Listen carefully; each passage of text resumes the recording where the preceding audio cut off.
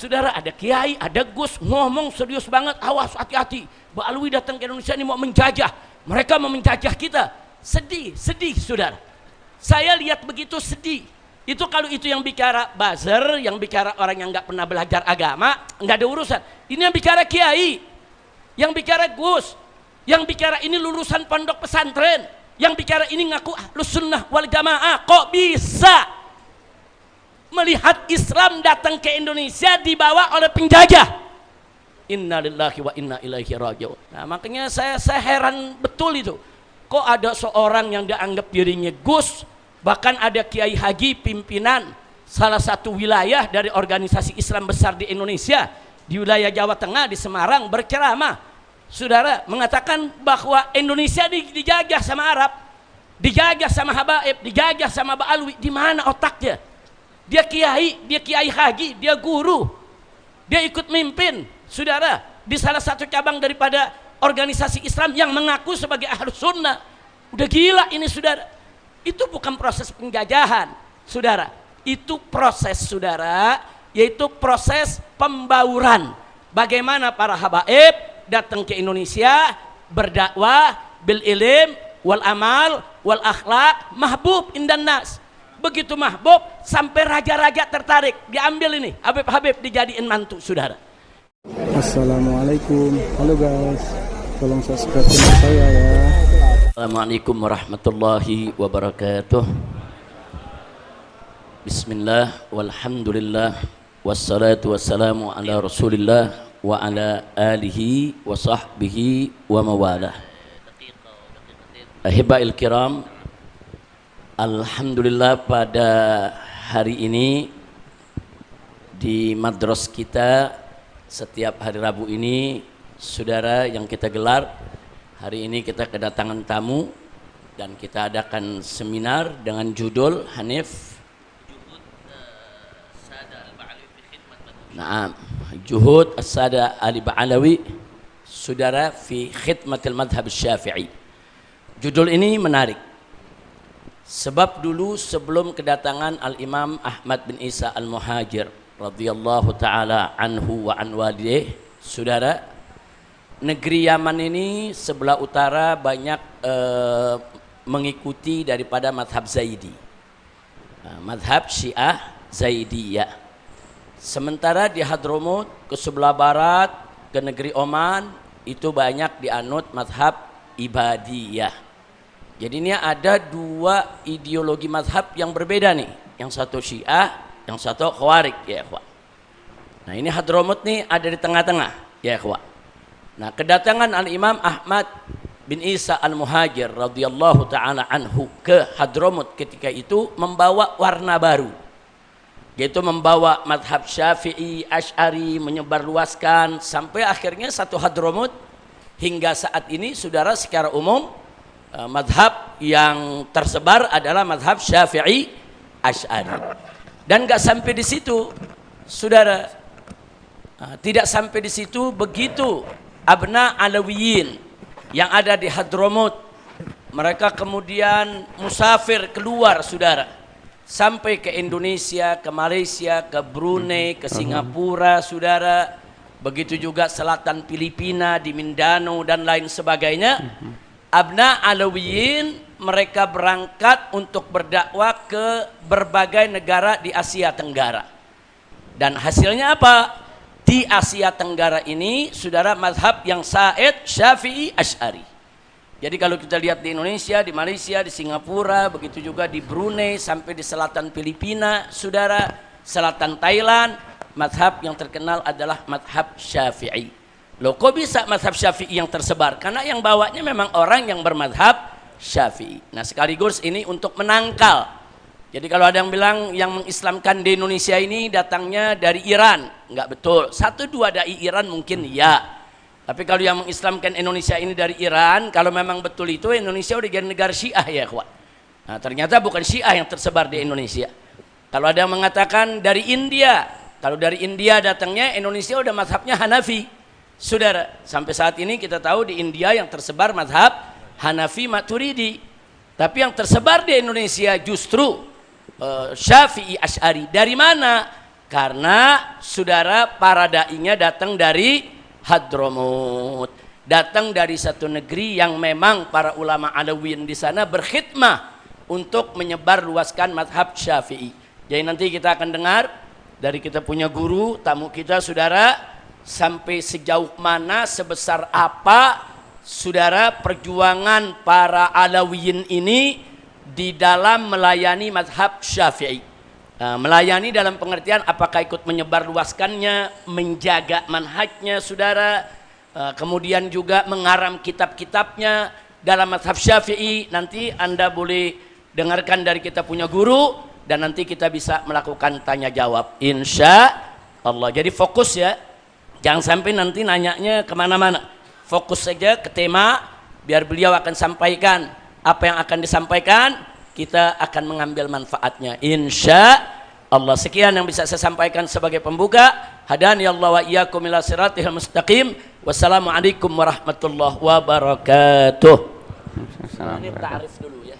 Ya. Assalamualaikum.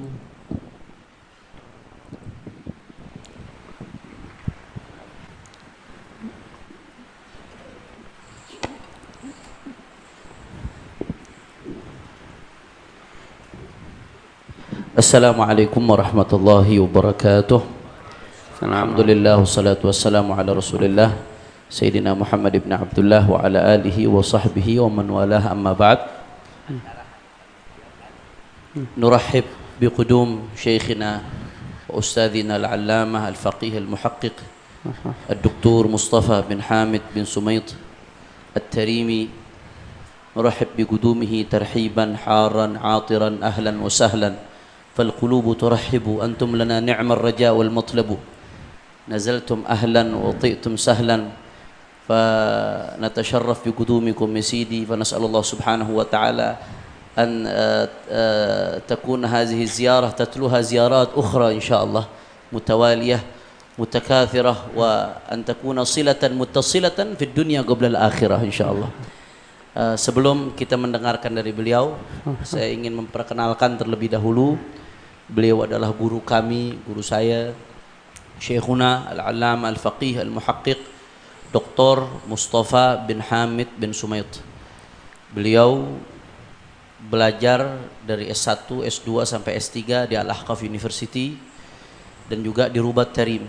Beliau alumni Rubat Tarim dan juga mengajar di dua lembaga ini sejak sangat lama. Beliau angkatan pertama di Al-Ahqaf dan juga angkatan awal-awal semenjak Rubat Tarim dibuka kembali setelah Ayyam Syu'iyah. Dan beliau luar biasa. Saat ini beliau adalah ketua pasca sarjana di Al-Ahqaf University.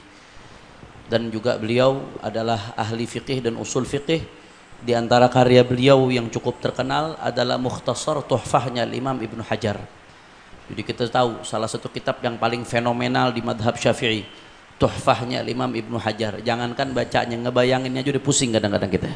Tuhfah itu salah satu kitab rujukan utama di madhab Syafi'i, paling utama untuk fatwa dan termasuk yang paling rumit. Nah beliau ketika umur 25 tahun, beliau sudah buat ringkasannya Tuhfah Ibnu Hajar.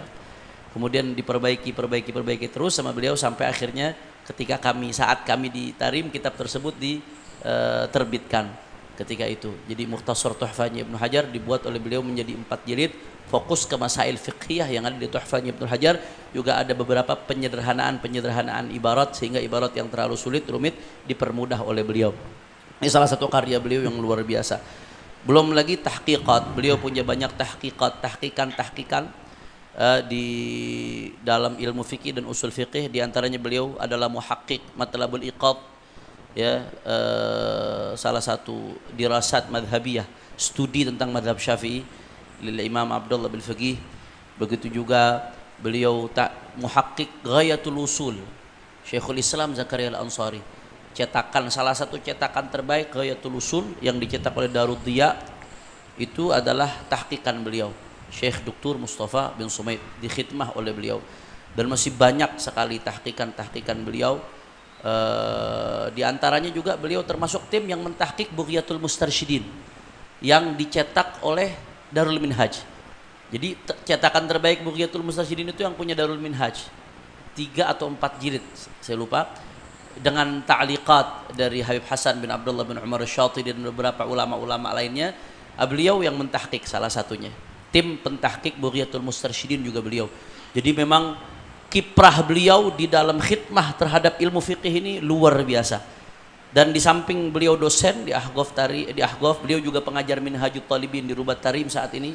Di Rubat Tarim itu disiplin ilmu fikih sangat ditekuni, belajar dari kitab terkecil sampai kitab terbesar.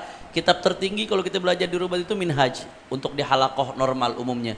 Nah, beliau salah satu pengampuh halaqah Minhaj di Rubat Tarim saat ini.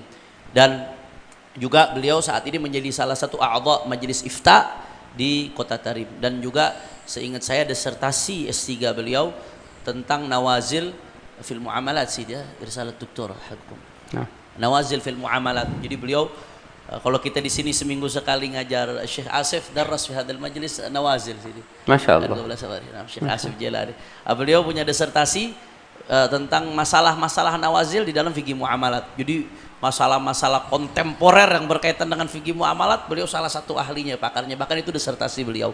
Jadi alhamdulillah sengaja atas restu Sayyidil Walid Al-Habib Rizik kita memilih tema ini karena beliau sangat kompeten untuk membahas tema ini. Bahkan sebetulnya kita pengennya bukan hanya di pertemuan ini, mudah-mudahan kita bisa ketemu di pertemuan-pertemuan berikutnya. Dan ini ziarah perdana beliau ke Indonesia. Beliau nggak pernah ke Indonesia, biasanya ngajarnya di Mesir. Habib Hamid Al-Hamid waktu di Al-Azhar, kata beliau kerap menghadiri halaqah beliau kalau beliau lagi datang ke Kairo. Ke Kairo beliau buat pengajian di Kairo, para thalabatul ilm banyak juga yang ngaji kepada beliau. Ya. Jadi alhamdulillah kesempatan emas pada hari ini kita bisa menimba ilmu dari beliau, dan seminar pada siang hari ini dengan judul Juhud As-Sadah Al-Abi Alawi fi Khidmat Al-Madhhab Asy-Syafi'i. Bagaimana peran para habaib Sadah Al-Abi Alawi di dalam khidmahnya mereka melayani madhab Asy-Syafi'i, baik dalam bentuk lisan, penyebaran, pengajaran, atau dalam bentuk taklif, dalam bentuk tulisan, baik taklif berupa matan, berupa syarah, berupa tahqiq, atau dalam bentuk ifta. Banyak sekali bentuk-bentuk khidmah terhadap madhab Asy-Syafi'i. Maka kita akan mendengarkan kepada beliau, dan beliau salah satu pelaku khidmah terhadap madhab Syafi'i dari kalangan Sadah Al-Abi Alawi. Jadi kita akan mendengarkan bagaimana sejarah kontribusi khidmah Sadah Al-Abi Alawi kepada madhab Asy-Syafi'i. Mudah-mudahan insyaallah kita akan mendengarkan dari beliau, kita simak, yang fokus dicatat, yang bawa buku dicatat, ma kutiba qar wa ma hufidha far. Mudah-mudahan apa yang akan kita dengar dari beliau bermanfaat insyaallah. Tafadhal di sini. Bismillahirrahmanirrahim. Alhamdulillahirabbil alamin. Wassalatu wassalamu ala asyrafil anbiya'i wal mursalin. سيدنا وحبيبنا وقرة أعيننا محمد الصادق الأمين وعلى آله وصحبه الغر الميامين وعلى من استنى بهديهم واتبع آثارهم في كل وقت وحين. أما بعد، فيسر الفقير أن أكون بين إخواني من طلبة العلم الأكرمين البارين الذين يبرون العلم ويجمعنا معهم رحم العلم الذي يبقى ويتأثر بشريعة النبي صلى الله عليه وسلم وبالأخذ من الكتاب والسنة وبالاستنان على آثار الحبيب صلى الله عليه وسلم. هذا ولا شك أن العلماء ورثة الأنبياء كما قال عليه الصلاة والسلام، وأن الأنبياء لم يورثوا دينارا ولا درهما بل ورثوا العلم فمن أخذ به فقد أخذ بنصيب وافر. ولا شك أن العلم يسمو به الناس وتسمو به الأجيال وتترسخ قواعد الإسلام والإيمان به.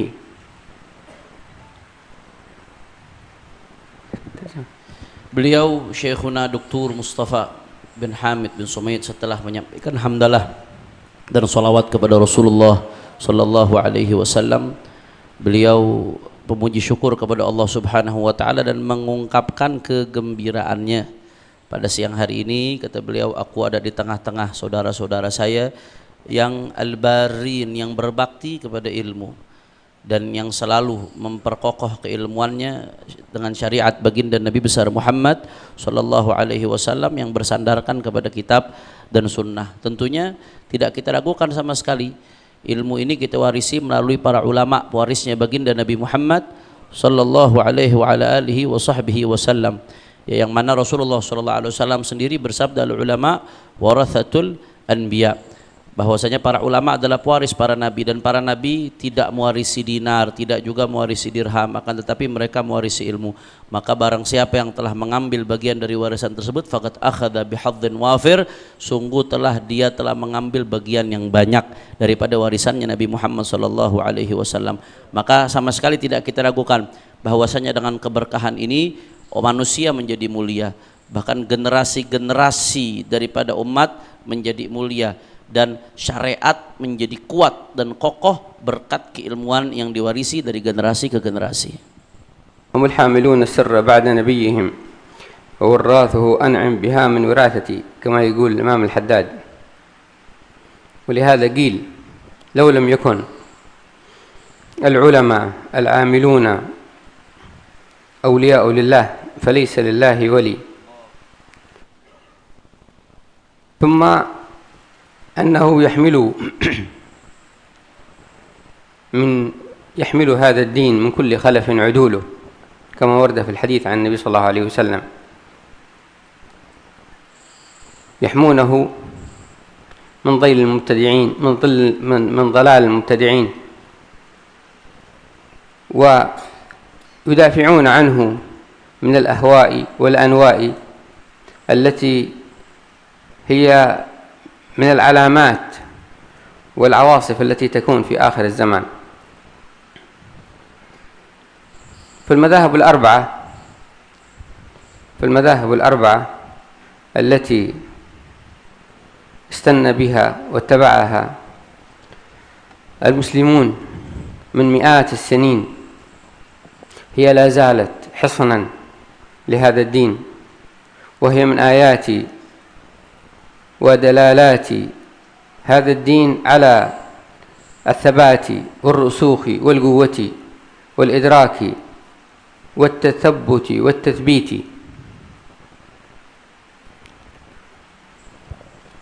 Kemudian beliau mengutip perkataan Al-Imam Al-Haddad, humul hamilun as-sirra ba'da nabihim wa warathuhum akrim biha min wirathati. Kata Imam Al-Haddad, mereka para ulama adalah orang-orang yang membawa sir setelah nabi mereka, dan pewaris daripada mereka adalah sebaik-baiknya pewaris. Maka sebagaimana dikatakan, kalau bukan para ulama amilun kalau mereka itu bukan wali, ulama yang amil bukan wali, maka nggak ada yang layak buat disebut wali. Artinya para ulama yang amilun itu, mereka itu adalah para kekasih-kekasihnya Allah Subhanahu wa taala. Kalau para ulama yang amil nggak disebut wali, maka siapa lagi yang wali? Oleh karena itu Rasulullah sallallahu alaihi wasallam juga mengatakan dalam hadisnya, yahmilu hadzal din min kulli khalfin uduluhu, yahmilu hadzal ilm min kulli khalfin uduluhu. Telah membawa ilmu ini, kata Rasulullah sallallahu alaihi wasallam, dari setiap generasi siapa? Uduluhu, orang-orang yang punya adalah, orang-orang yang punya integritas, yang punya keadilan. Mereka lah yang menjaga agama ini dari kesesatan. Mereka yang membela agama ini dari hawa nafsu, yang mana hawa nafsu dan kesesatan tersebut termasuk tanda-tanda daripada munculnya kiamat di akhir zaman.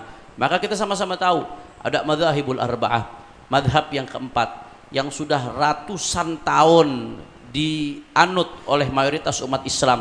Madhab yang empat ini adalah hisnun din, benteng buat agama, dan keberadaan dan eksistensi madhab yang keempat ini merupakan tanda-tanda, merupakan bukti-bukti bahwasanya agama Islam ini begitu kokoh dan begitu mendalam sehingga tidak bisa digoyahkan, kata beliau. لا أدري ابننا حنيف ماذا قال في الفقير، هذا مني ولا أدري ماذا قال. Kata beliau, saya nggak tahu tadi anak saya Hanif ini ngomong apa tentang saya, tapi yang pasti kata beliau, saya bukan termasuk ulama, kata beliau, tapi saya ini hanya pecintanya para ulama. sebagaimana dikatakan oleh Imam Syafi'i, uhibbu salihina walastu minhum la'alli an anala bihim syafa'ah. Aku cinta orang-orang soleh, kata Imam Syafi'i, tapi aku bukan bagian dari orang soleh.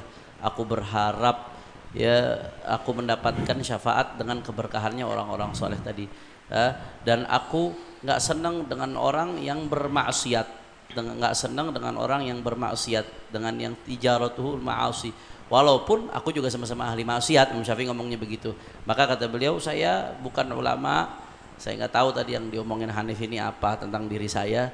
Saya bukan ulama, cuman saya cinta ulama, saya cinta para santri, thalabatul ilm, dan saya berusaha mengendus atau syammam, mengendus bagaimana akhlaknya para ulama sehingga kita bisa berjalan di jalannya mereka. طيب فنقول بسم الله الرحمن الرحيم.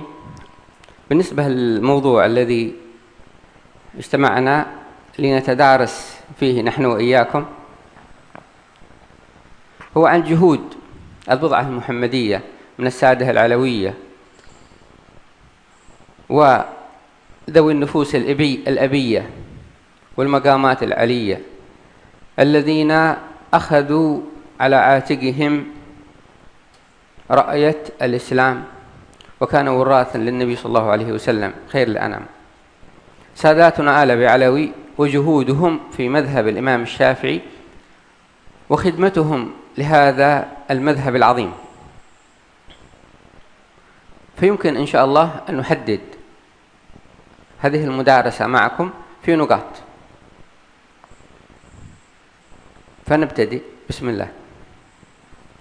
Dan bismillah, insya Allah kita akan masuk di dalam tema kita pada siang hari ini, yaitu bagaimana kontribusinya sekelompok orang daripada dzurriyyat Nabi Muhammad SAW, yaitu Sadatuna Alabi Alawi, ya, yaitu ya khususnya pewaris Nabi SAW di antara mereka yang membawa panji Islam dan melanjutkan perjuangannya Nabi Muhammad SAW.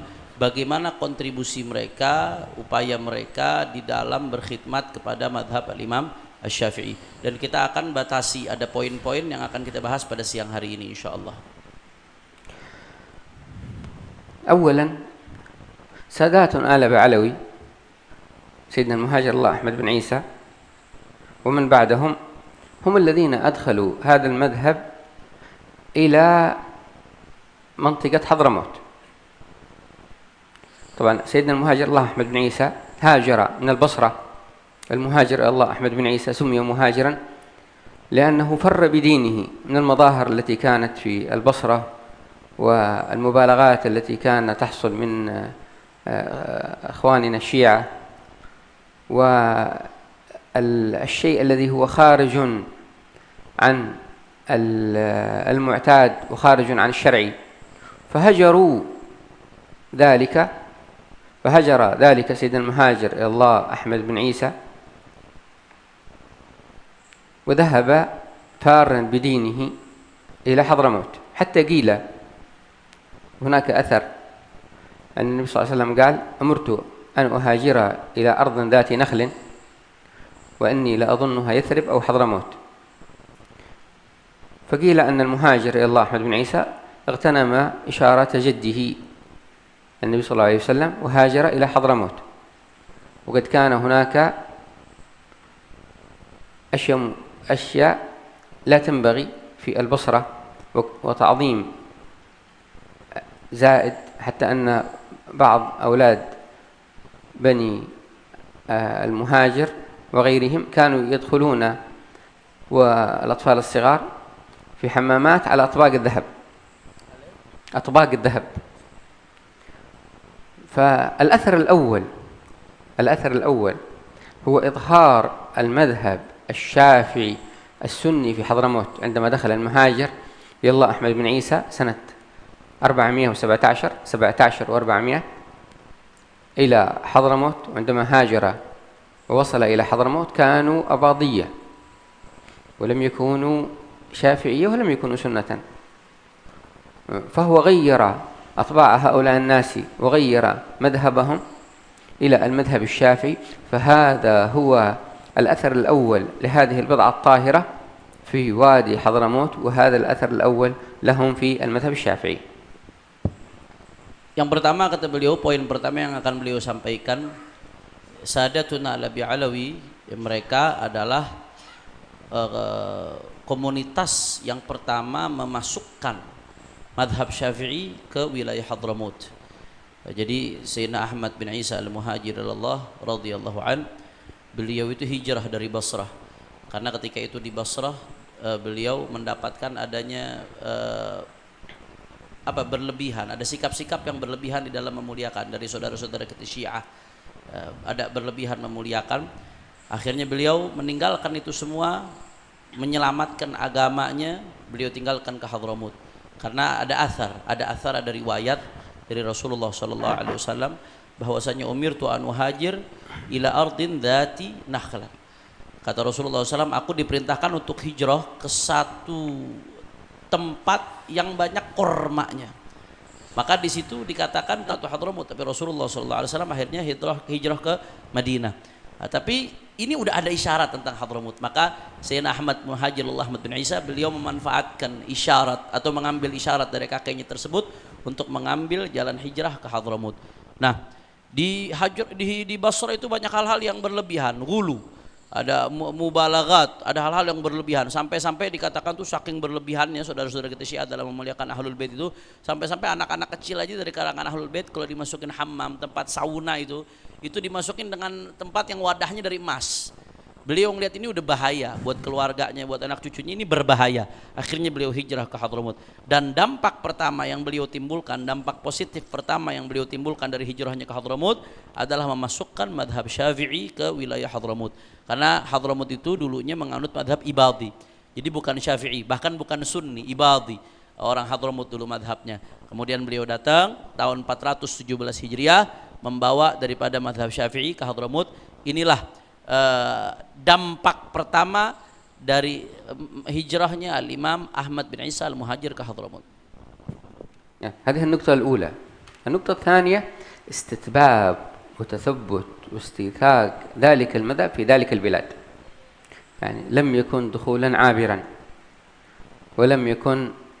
ولم تكن أضغاث أحلام أو سحابة صيف، بل كان دخول وتثبيت للمذهب الشافعي في هذه البلدة بلاد حضرموت بحدودها الواسعة، لأن الحدود التاريخية لحضرموت تمتد حتى إلى ظفار. ولهذا انتشر المذهب الشافعي انتشارا بليغا، وكثر العلماء والمفتين، حتى أنه وجد في تريم 40 قبيلة. أقل قبيلة في تريم هي قبيلة البا حاتم، عندها 40 مفتي. في هذه القبيلة 40 مفتي، ف40 قبيلة موجودين في البلاد، وأقل قبيلة فيها 40 مفتيا. وكانوا يتدارسون المسائل الصعبة والعويصة في هذا المذهب وفي العلم، حتى في الأسواق وتحت المساجد. ولهذا هناك مكان ودكة شهيرة اسمها دكة عاشق، مسجد في تريم دكة عاشق، مسجد اسمه عاشق. فكانوا يجلسون ويتدارسون المسائل الصعبة في تحت هذه الدكة. وقد ذكرني ذلك سيدنا الحبيب عبد الله بن عمر الشاطري عندما بلغ علمه الآفاق، حتى أنه حصل أن الناس العوام يتباحثون في مسائل التحفة. وقد وصل إلى عند قاضي عدن رجلان من الحمالين الذين يحملون الأشياء الثقيلة، فيتجادلان في عبارة من عبارات التحفة، ووصل عند قاضي عدن، فهو القاضي نفسه استصعب عليه العبارة، فقال: من أين أنتم من أين أتيتم هذا العلم؟ قالوا: نحن من تلاميذ الحبيب عبد الله بن عمر الشاطري. فانتشر علمه في المشارق والمغارب، وهو بركة من بركات سيدنا المهاجر الله أحمد bin Isa. Kemudian beliau mengatakan poin yang kedua, masuknya madhab Syafi'i ke Hadramut, khususnya di Tarim dan sekitarnya, ya, itu bukan sekedar lewat begitu saja, Jadi bukan sekedar lewat, masuk, tapi dia betul-betul mengakar. Masuk dan mengakar mendarah daging di tengah-tengah masyarakat Hadramut. Tentunya beliau mengatakan di sini Hadramut dengan batasan-batasan provinsi Hadramut yang begitu luas, baik secara geografis atau secara historis. Ya, itu mengakar sekali. Bahkan disebutkan dalam sejarah, ya, di kota Tarim saja itu kurang lebih ada 40 qabilah yang mereka menjadi mufti. Di salah satu kabilah yang paling kecil, kabilah Al-Bahatim, itu kabilah Al-Bahatim termasuk kabilah yang paling kecil. Itu di kabilah Al-Bahatim aja, ya, di kabilah Al-Bahatim saja ada 40 mufti. Itu kabilah yang paling kecil. Masih ada 40 kabilah lainnya yang mereka banyak yang menjadi mufti di antara kabilah-kabilah tersebut. Ini menunjukkan saking kokohnya, saking mengakarnya penyebaran mazhab Syafi'i yang ada di kota Hadramut dan di Tarim dan pada umumnya. Kemudian nggak sampai di situ, bahkan orang-orang awam, sebelumnya dikatakan bahwasanya mereka itu yatadarasun al-masail al-awisah. Mereka kalau dikumpul-kumpul tuh di pasar, di tangga-tangga mau masuk masjid, ya itu mereka kalau udah kumpul-kumpul mereka saling yatadarasun. Apa kalau kita bahsul masail, kalau kita sekarang masalah-masalah yang rumit, masalah-masalah yang sulit, yang nggak gampang. Bahkan ada namanya dekah Masjid Asyik. Ada satu masjid di Tarim, Masjid Asyik, itu di dekahnya dia di tangga mau masuk masjid tersebut. Itu biasa di situ orang-orang duduk-duduk sambil baca-baca ibarat-ibarat yang sulit-sulit, kitab-kitab yang sulit-sulit, mempelajari masalah-masalah fikih yang rumit-rumit, ya ikhwan. Bahkan diriwayatkan Habib Abdullah bin Umar Syatiri, ayah daripada Habib Salim bin Abdullah bin Umar Syatiri. Habib Abdullah bin Umar itu beliau ketika populer, ilmunya menyebar kemana-mana, ketika itu orang-orang awam pada baca Tuhfah Ibnu Hajar. Orang-orang awam pada ngaji Tuhfahnya Ibnu Hajar ketika itu, ikhwan. Saking mengakarnya ilmu yang diajarkan oleh Ibnu Umar. Sampai-sampai ada satu kejadian di Adan, ada Qadhi Adan. Qadhi Adan nemuin satu orang tukang pikul, kuli pikul, hamalah. Kuli pikul, tahu-tahu lagi ngebahas satu masalah yang rumit di Tuhfah. Ini Qadhi Hakim di Adan kaget-kaget. Qadhinya sendiri ngerasa kitab Tuhfah itu susah. Ini kok kuli panggul lagi bahas Tuhfah ini. Sampai tuh Qadhi geleng-geleng heran, kok bisa sampai seperti ini. Ditanya, kamu ini dari mana? Kamu bawa ilmu seperti ini dari mana? Kata dia, iya saya dari Tarim. Ternyata beliau tukang kuli pikul itu salah satu santrinya Al-Habib Abdullah bin Umar Syatiri radhiyallahu anhu. Nah tentunya ini yang terjadi adalah salah satu keberkahan dari keberkahan yang ditinggalkan oleh Al-Habib Al-Imam Sayyidina Muhajir Ahmad bin Isa. وكان علم ساداتنا آل بعلوي ليس علما مجردا، فهي ليست مظاهر فقط، وإن كان المظهر الذي ظهروا فيه في حضرموت مظهر قوي من حيث الظاهر، حتى يقول سيدنا الحبيب أحمد بن حسن العطاس أنه كان أهل البيت يتميزون عن غيرهم عندما دخلوا حضرموت بأمرين. الأمر الأول هو لبس العمائم، ما كان الوادي يعهد لبس العمائم. والأمر الثاني هو تقبيل اليد، كان الناس يقبلون أيديهم. يقول الحبيب أحمد بن حسن العطاس: ثم شاركهم غيرهم في الأمر الأول في لبس العمائم، صار الناس من أهل البيت وغيرهم، وبقي لهم الثاني إلى يومنا هذا، وهو خصوصيتهم بتقبيل الناس لأيديهم محبة للحبيب صلى الله عليه وسلم.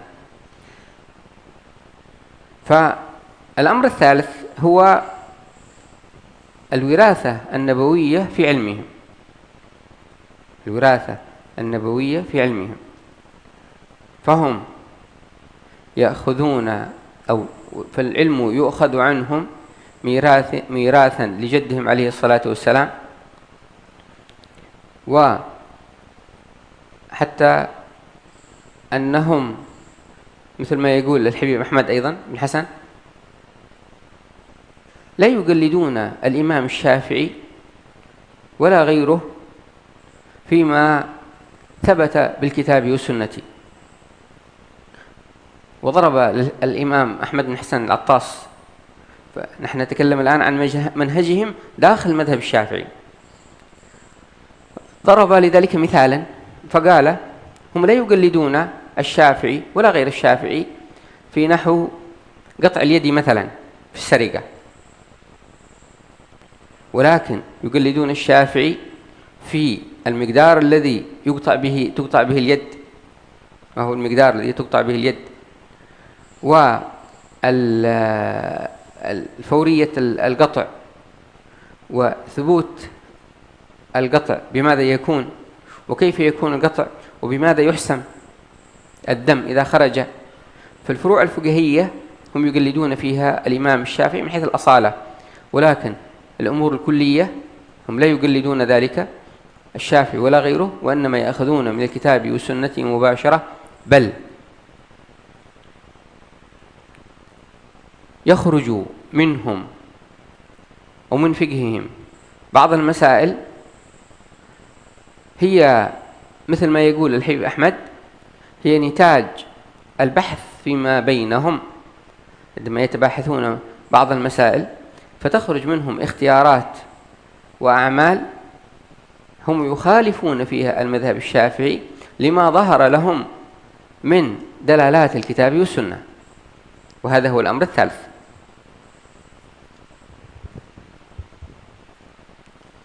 Kemudian kata beliau, keberadaan Sa'ad Al-Alawi ini bukan cuma sekedar madhar, bukan cuma sekedar penampilan, ya, tapi ada hal yang substantif dari keberadaan mereka. Walaupun dari segi madhar pun, madhar mereka di Hadramut ketika itu sangat dominan, sangat nampak. Bahkan Al-Habib Imam Ahmad bin Hasan Al-Attas, beliau mengatakan bahwasanya Ahlul Bait, yaitu Sa'ad Al-Alawi yang ada di Hadramut, itu memiliki dua keistimewaan. Masuknya mereka ke Hadramut memiliki dua keistimewaan yang enggak dimiliki oleh yang lainnya. Apa ketika itu? Yang satu lubsul amaim. Saat itu orang-orang Hadramut belum pakai imamah. Jadi yang datang pakai imamah ke Hadramut itu adalah Sa'adah Ahlul Bait, membawa daripada membiasakan orang melakukan kesunahan pakai imamah tadi. Kemudian yang kedua takbilul yad, dicium tangani. Sebelumnya nggak ada dicium tangani, tapi semenjak ada mereka Sa'adah, mereka dicium tangani karena kecintaan para pecinta kepada kakek mereka, baginda Nabi besar Muhammad sallallahu alaihi wasallam. Kemudian umumnya masyarakat Hadramut, khususnya para ulama di antara mereka mengikuti yang pertama, yaitu pakai imamahnya diikuti oleh umumnya masyarakat Hadramut, tapi yang keduanya nggak diikuti. Sampai belakangan itu biasanya yang dicium tangannya di Hadramut di Ahlul Bait. Biasanya seperti itu tradisi yang ada di Hadramut saat itu. Dan itu adalah salah satu tipologi yang membedakan Sa'ad Al-Alawi dengan yang lainnya ketika di Hadramut. Nah, kemudian perkara yang ketiga, poin yang ketiga dari yang tadi pertama, kedua, sekarang yang ketiga. Yang ketiga, daripada kontribusi Sa'ad Al-Alawi, mereka bukan hanya sadah yang nasabnya bersambung kepada Rasulullah SAW, tapi mereka mewarisi keilmuan juga. Jadi ilmu mereka diambil, dijadikan rujukan. Bahkan Al-Habib Ahmad bin Hasan Al-Attas mengatakan ada hal-hal yang Sa'ad Al-Alawi sebetulnya nggak taklid kepada mazhab Syafi'i, bahkan kepada imam-imam lainnya, ulama-ulama dari Alawi nggak taklid. Ada hal-hal seperti itu, yaitu yang seperti apa? Fi ma tsabata bil kitab was sunnah. Ada hal-hal yang udah jelas terang benderang dalam Al-Quran dan Sunnah, ya mereka nggak taklid, langsung ke Quran dan Sunnah. Beliau ngasih contoh, Habib Ahmad bin Hasan Al-Attas ngasih contoh. Contoh apa? Sarik, pencuri dipotong tangan. Urusan pencuri dipotong tangan itu dalilnya jelas terang benderang dari Al-Quran, ya ambilnya langsung dari Al-Quran, itu bukan taklid karena udah terang benderang. Taklidnya Sa'ad Al-Alawi, ulama di antara mereka ke mazhab Syafi'i dalam hal ini apa? Bukan soal kewajiban potong tangannya buat pencuri, enggak. Taklidnya dalam hal kadar potong tangannya sejauh apa, dari mana potong tangannya, kemudian apakah harus langsung dipotong apa enggak fauriyah, kemudian apakah cara motongnya seperti apa, kemudian kalau darahnya mengalir cara menghentikan darahnya seperti apa. Taklidnya di dalam hal perinciannya. Jadi kalau dalam hal al-umur al-kulliyah, perkara-perkara yang global yang dalilnya terang benderang dari Al-Quran dan Sunnah, mereka berarti langsung merujuk ke Quran dan Sunnah karena nggak perlu taklid. Tapi dalam hal-hal yang perincian sifatnya, yang tadi seperti contoh tadi disebutkan, urusan motong tangannya langsung ke Quran Sunnah, tapi urusan perinciannya dalam teknis pemotongan tangan, hukum-hukum yang berkaitan dengannya, itu yang mereka taklid kepada madhabnya Al-Imam Asy-Syafi'i. Bahkan Mereka nggak hanya sekedar taklid, tapi ada mudarasah di antara mereka sehingga timbullah ikhtiarat. Mereka kadang-kadang punya pendapat-pendapat pilihan, ijtihad pendapat pilihan yang akhirnya beda dengan pandangan mazhab Syafi'i, dan itu terjadi, dan ini salah satu keistimewaan kata beliau. تولية بالقضاء على مذهب الإمام الشافعي بحسب قواعده وفروعه وبحسب المعتمد فيه بقدر الاستطاعة مهما أمكن.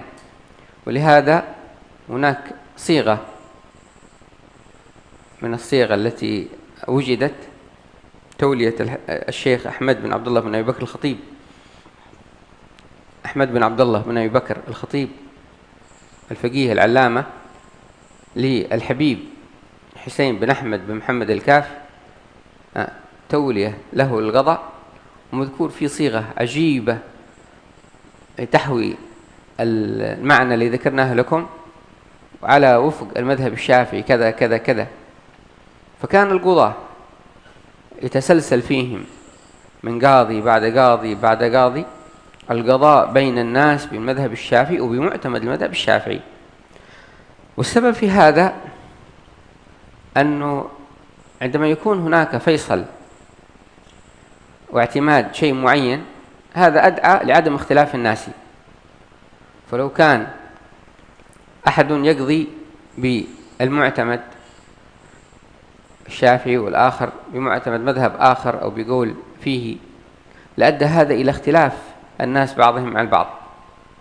ولأمكن أن يذهب شخص مع زوجته إلى عند قاض فيقول له أن زوجتك طلقت، ثم يذهب إلى قاضي آخر فيقول أنها لم تطلق.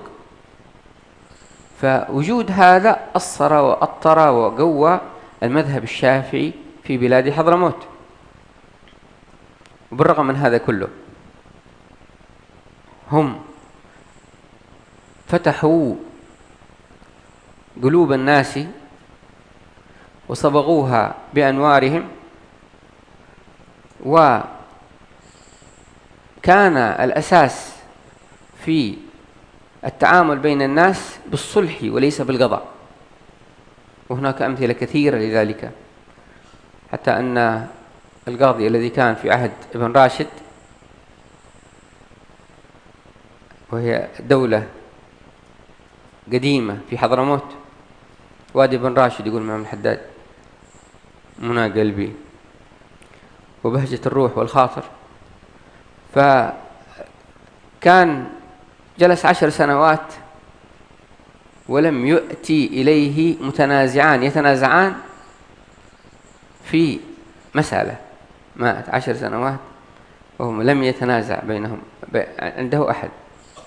والحيب سقاف بن محمد السقاف جد الحيب عبد القادر بن أحمد السقاف جلس سنوات طويلة ولم يحكم بين اثنين، لم يحكم في سنوات طويلة إلا بين اثنين فقط، يعني قضيتين فقط حكموا فيها بالمذهب الشافعي، والبقية كلها صلح. إذا جاء متنازعان يتنازعان عنده فيصلح بينهم. فهذا شيء لا يوجد أو قد يقل وجوده عند غيرهم، وهو السعي في إصلاح بين الناس، وليس التسرع في القضاء مباشرة الذي يترتب عليه أنه قد يبقى الشقاق بين المتنازعين حتى بعد القضاء بخلاف الصلح. فهذا هو الأمر الرابع. Kemudian yang keempat kata beliau, ya, kokohnya dan betapa mengakarnya mazhab Syafi'i di Hadramut ini salah satunya tergambarkan dari pengangkatan qadhi hakim. Kalau bahasa kitanya hakim, pengangkatan qadhi itu sesuai dengan ketentuan yang ada dalam mazhab Syafi'i. Jadi qadhi dalam pengangkatannya, kemudian di dalam memutuskan sebuah masalah, sebuah perkara, pedomannya yang dijadikan pegangan adalah mazhab Syafi'i.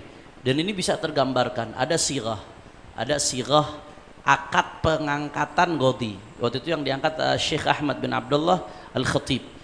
Sirah itu ditulis oleh Al-Habib Husain Al-Kaf. Di dalam sirahnya tersebut tergambarkan betul bagaimana pengangkatan qadhi konsisten dengan madhab Imam Asy-Syafi'i. Madhab Syafi'i yang dijadikan pedoman di dalam memutuskan perkara di pengadilan, di yudikatif. Apa sih nilai positifnya ketika pengadilan merujuk kepada satu madhab. Nilai positifnya apa? Ketika pengadilan merujuk konsisten kepada satu madhab. Ini untuk meminimalisir perbedaan.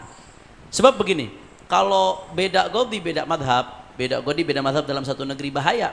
Nanti satu orang dibawa istrinya, menurut godi fulan ini udah jatuh cerai, menurut godi yang satu lagi belum jatuh cerai. Ini repot, ini bisa jadi konflik, menjadi masalah lagi. Nah, untuk meminimalisir perbedaan di tengah masyarakat, maka disitulah seorang godi konsisten berpegang teguh dengan satu madhab. Dan ini yang terjadi di Hadramut, di Tarim khususnya saat itu, dan turun-turun dengan madhab Asy-Syafi'i. Dan yang lebih penting dari itu lagi, ini ada satu fenomena yang menarik. Mereka selalu dalam menyelesaikan sebuah permasalahan atau konflikkah atau sengketakah mengedepankan as-sulh, damai. Kalau bahasa kita restoratif justice. Bagaimana caranya? Damai dulu.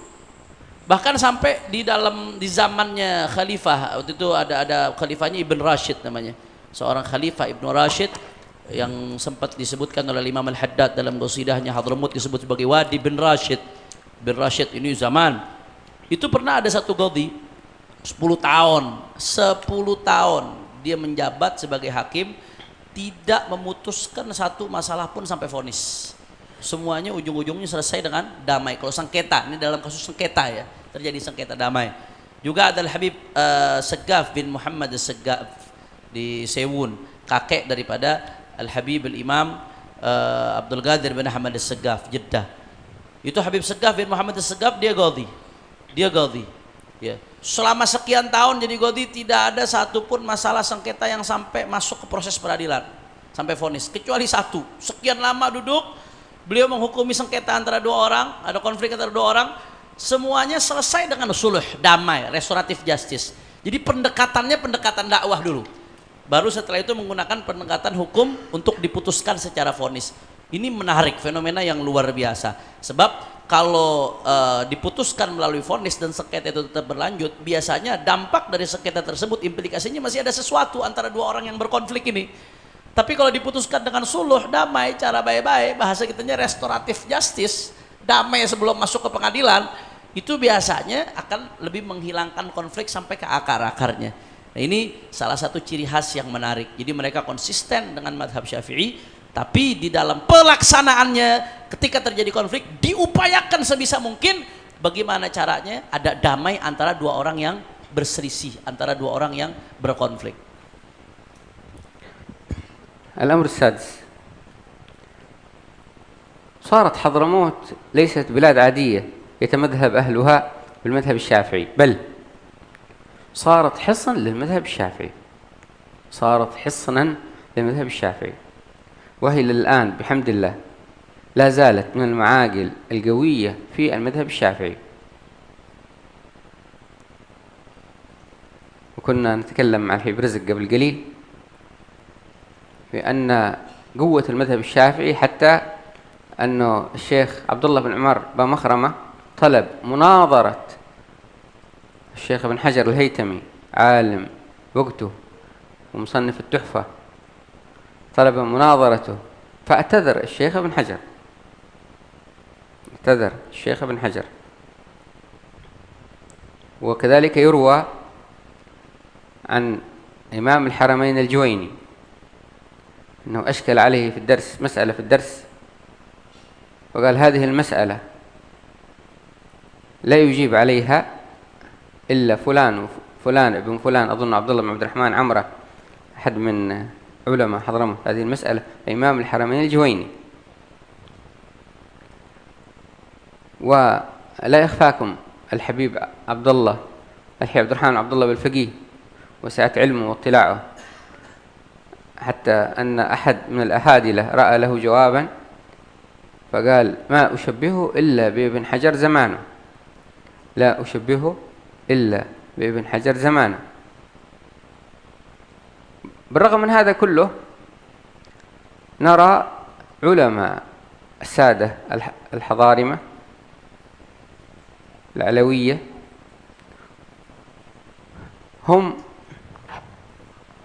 يميلون مثل ما قال الحبيب أحمد محسن العطاس إلى الأخذ أو الاعتماد على علمائهم في كثير من المسائل، لأنهم أدرى بمذاهب بحال البلاد، وأدرى بما يصلح لها، وأدرى بمنهج السادة البعلوي وغيرهم في حضرموت. فمن هذا الباب هم يقدمونهم على غيرهم. ولهذا يقول لو جاءتنا فتوى من الشيخ أحمد بكر الخطيب أو الحبيب علي بن شهاب عفوا، يقول لو جاءتنا فتوى من الشيخ أحمد بكر الخطيب وابن حجر أو الخطيب الشربيني، قال لاطمأننت لفتوى الخطيب، لأنه يعرف حال البلاد ويعرف طبايع البلاد ويعرف منهج البلاد ويعرف منهج الناس في حضرموت. وهذا هو الأمر السادس. Kemudian yang الخامس أو السادس. Dan yang kelima, keberadaan mazhab Syafi'i di Hadramut ini bukan sekedar keberadaan biasa kata beliau, tapi saat ini Hadramut menjadi salah satu benteng untuk mazhab Syafi'i sampai hari ini, alhamdulillah kata beliau. Tadi kata beliau saya ngobrol-ngobrol dengan Sayyidul Walid Al-Habib Rizik, ya, beliau mengatakan pernah ada satu kejadian Syekh Abdullah Ba Makhramah. Syekh Abdullah Ba Makhramah salah satu fuqaha daripada manal masyayikh. Beliau pernah minta munadharah dengan Al-Imam Ibnu Hajar, tapi Al-Imam Ibnu Hajar keberatan dengan adanya munadharah tersebut, i'tadzar. Ibnu Hajar memohon udzur atas munadharah tersebut, arti saking luasnya keilmuan Syekh Abdullah bin Ba Makhramah. Kemudian juga Al-Imam Al-Juwaini, ini bicara soal ulama Hadramut secara umum. Al-Imam Al-Juwaini pernah mendapatkan iskal satu masalah, Imam Al-Haramain. Kemudian kata Imam Abdullah Junaini, tidak ada yang bisa menjawab iskal saya dalam masalah ini kecuali Abdullah bin Abdurrahman Amrah bil'ain. Amrah. Abdullah bin Abdurrahman Amrah, ulama Yaman pada saat Ba'bid itu. semuanya Ba'bid. Nah, ulama Yaman pada saat itu. Ini sekelas Al-Imam Al-Juwaini pernah mengatakan seperti itu. Artinya saking mengakarnya mazhab Syafi'i di Hadramut, di Yaman ketika itu. Ya, bahkan kita tahu ada seorang ulama besar, Sayyidina Imam Abdurrahman Bil Faqih, Allamatud Dunya. Sayyidina Abdurrahman Bil Faqih, sampai-sampai orang-orang di zamannya mengatakan aku tidak menjuluki Abdurrahman bin Abdullah Bil Faqih kecuali sebagai Ibn Hajar zamannya. Saking alimnya sampai dijuluki Ibn Hajar di zamannya itu, ketika itu bagaikan Ibn Hajar di zamannya itu. Nah, dan para ulama-ulama Hadramut ketika itu memang cenderung kepada fuqaha Syafi'iyah yang ada di negeri Hadramut itu sendiri.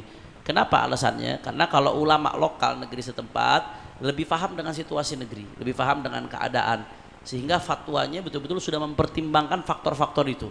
Makanya Al-Habib Ali bin Shihab pernah mengatakan, andai kata ada fatwa dari Syekh Ahmad Bakar Al-Khatib atau fatwa dari Syekh Ibnu Hajar, Syekh Khatib Al-Syrbini, ada Syekh fatwa dari Syekh Ahmad Bakar Al-Khatib, satu lagi ada fatwa dari Syekh Al-Khatib Al-Syrbini, di satu masalah yang sama kami lebih cenderung kepada fatwanya Syekh Ahmad Bakar Al-Khatib.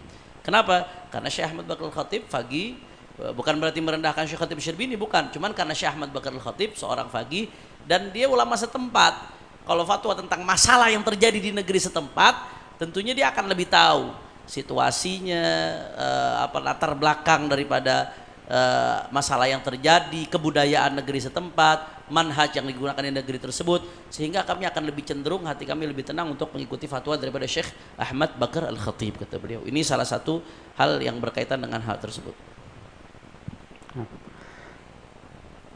ما يتعلق بالنقطة السابقة، يقول الحبيب حامد بن عمر قال لا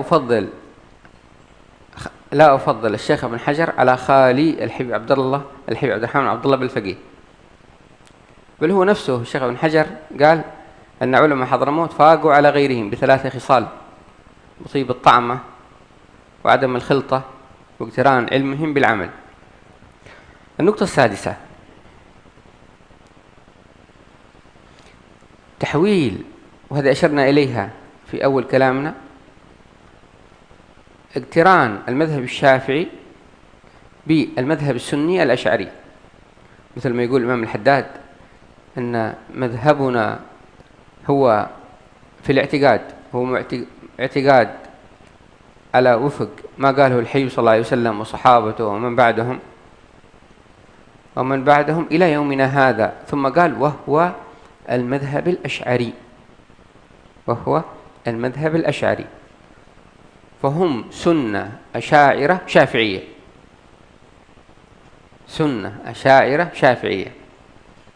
وهذه هي النقطة السادسة. فهم حوروا مذهب الناس الفرعي ومذهب الناس العقدي إلى ذلك، تحولوا إلى سنة شاعرة، ومن مبغضي لأهل البيت إلى محبين لأهل البيت.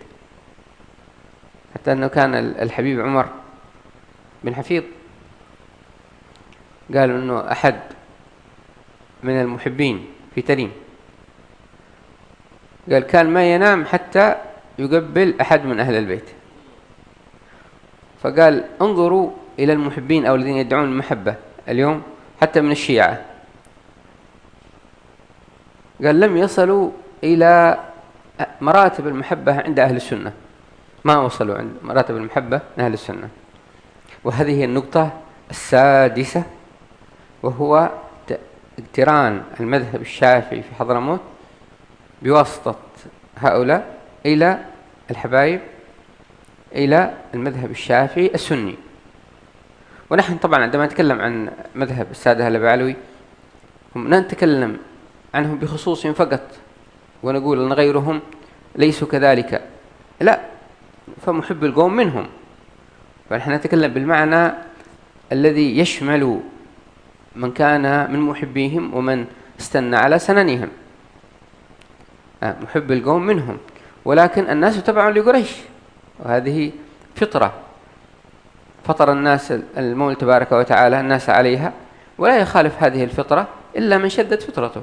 الناس تبع لقريش، فنتكلم عن منهجهم ومنهج المحبين ممن ساروا على طريقتهم.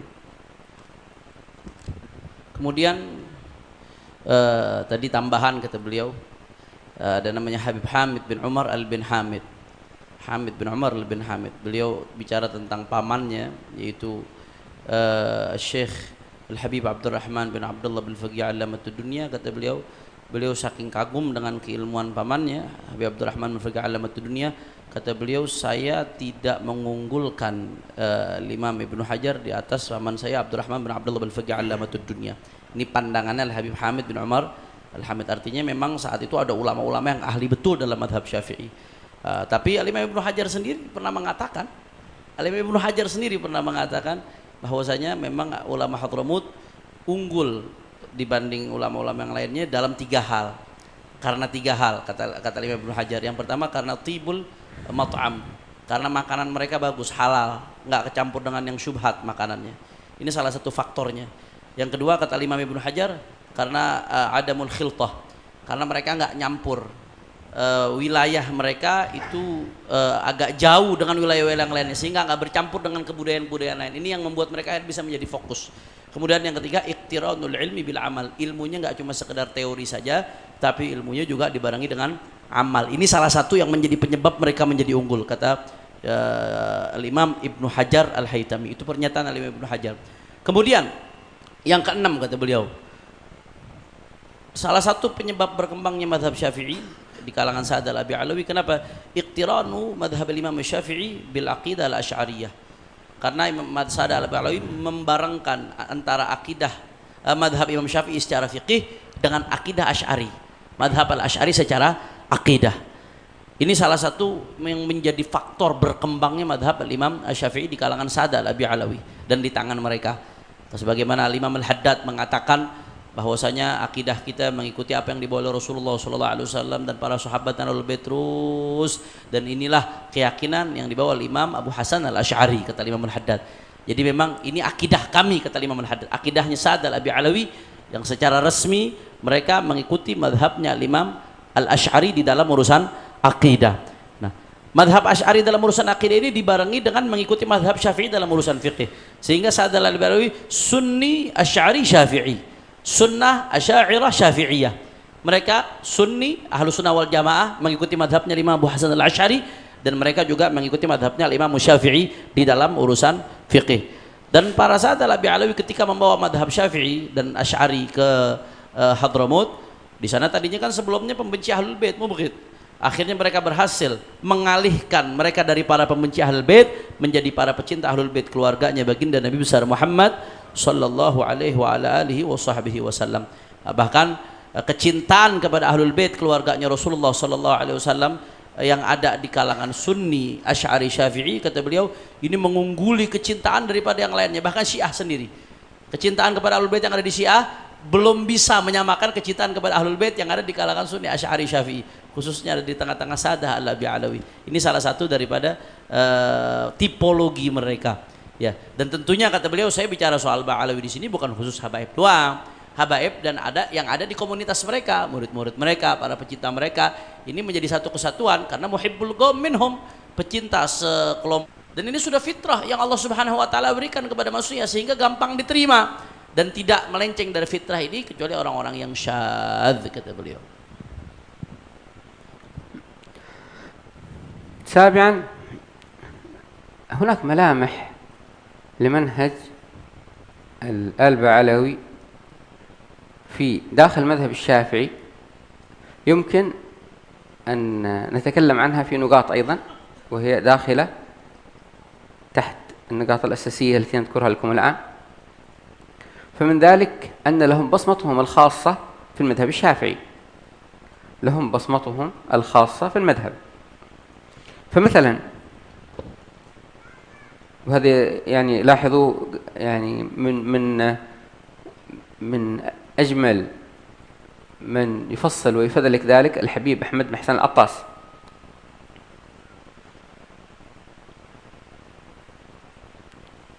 حتى أنه في أكثر من رسالة عندنا في جامعة الأحقاف وبحث حول منهجية الحبيب أحمد. عموما للسادة الشافعي، للسادة آل بعلوي ومحبيهم، بصمة خاصة داخل مذهب الشافعي. فمثلا الابتعاد عن ما يقتضي الوسوسة والتشديد والتصعيب، فهذا يأخذون فيه بما يختارونه. فمن ذلك مثلا شخص أتى للحبيب أحمد حسن عطاس فيقول له أنه يوسوس، ذكر أنه وسوسة، فأمر بروثة من روث الجمال، أو قال هذا ضعها في جيبك وصل وصلاتك صحيحة. فهو يقصد أي على المذهب المالكي الذي يقول بطهارة روث وبول المأكول. طيب، الميل إلى عدم التشديد والتصعيب سواء لمن احتاج له أو في التدقيقات العويصة أو الصعبة مثل النية في الصلاة، تمام، استحضار النية وكذا. قال المحب بن حسن عطاس قال الحقيقة من فعل ذلك هو لم يكبر لله وإنما كبر لنفسه، ويكبر نفسه ولم يكبر لله.